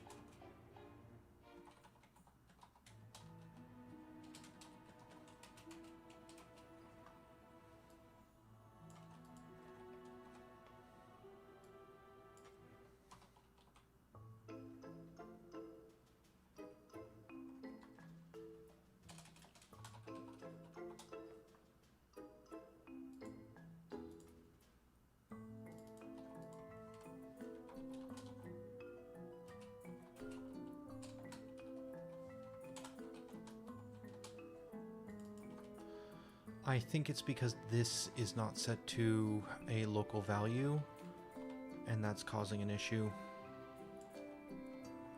It's my gut instinct on this. Not 100% sure. Lambdas tend to be a bit funky sometimes in my brain. I do not have them fully figured out all the time. But instinct says that that needs to be a locally defined variable, not an indice in an array, in order for that lambda to function.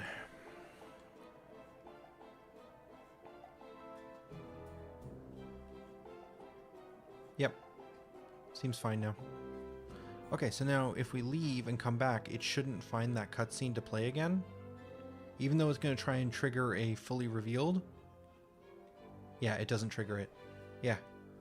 Perfect. So this refactor fixes this problem here. Specifically, we now are generating a cutscene design data as part of the generate level from world geo, and we should no longer need to set a flag that we have done that cutscene, because it's now built directly into the cutscene management system, not even into the cutscene itself. Up over here, we now have a design data driven system for our narrative cutscenes. That is also complete, which is handy dandy because that allows us to create a bunch more of these fairly easily, and then add more narrative cutscenes after each run. We still need to do. So that's kind of this next part. And to be fair, we've built the narrative design stuff. I just moved to complete, but there is kind of still this last aspect of generating them for the actual like folder structure.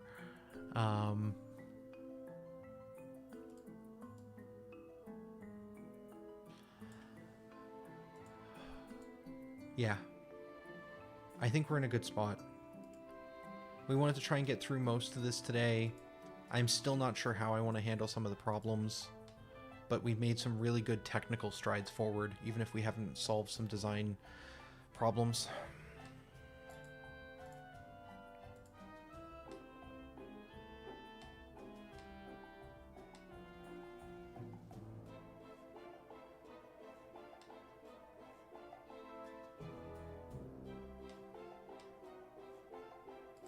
This is fixed as well. I knew there was something else.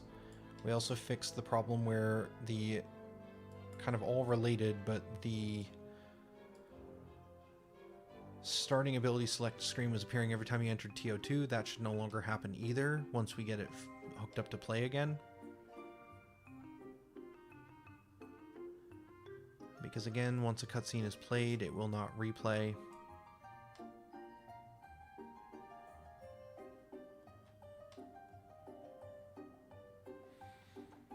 Okay. Okay. I got more work to do, but I'm tired of talking. So we're going to leave it here. And we will come back tomorrow in the morning at 11 a.m. PST. And we will continue working through this tutorial flow and starting ability stuff. If I'm still stuck design-wise, we might just flip it, and we might just work on the skill tree features. I'm feeling very codey today, and maybe that's going to be a better use of my time, because I'm feeling burnt out design-wise, so maybe we just focus on building the code things. I feel like we did a great job with this.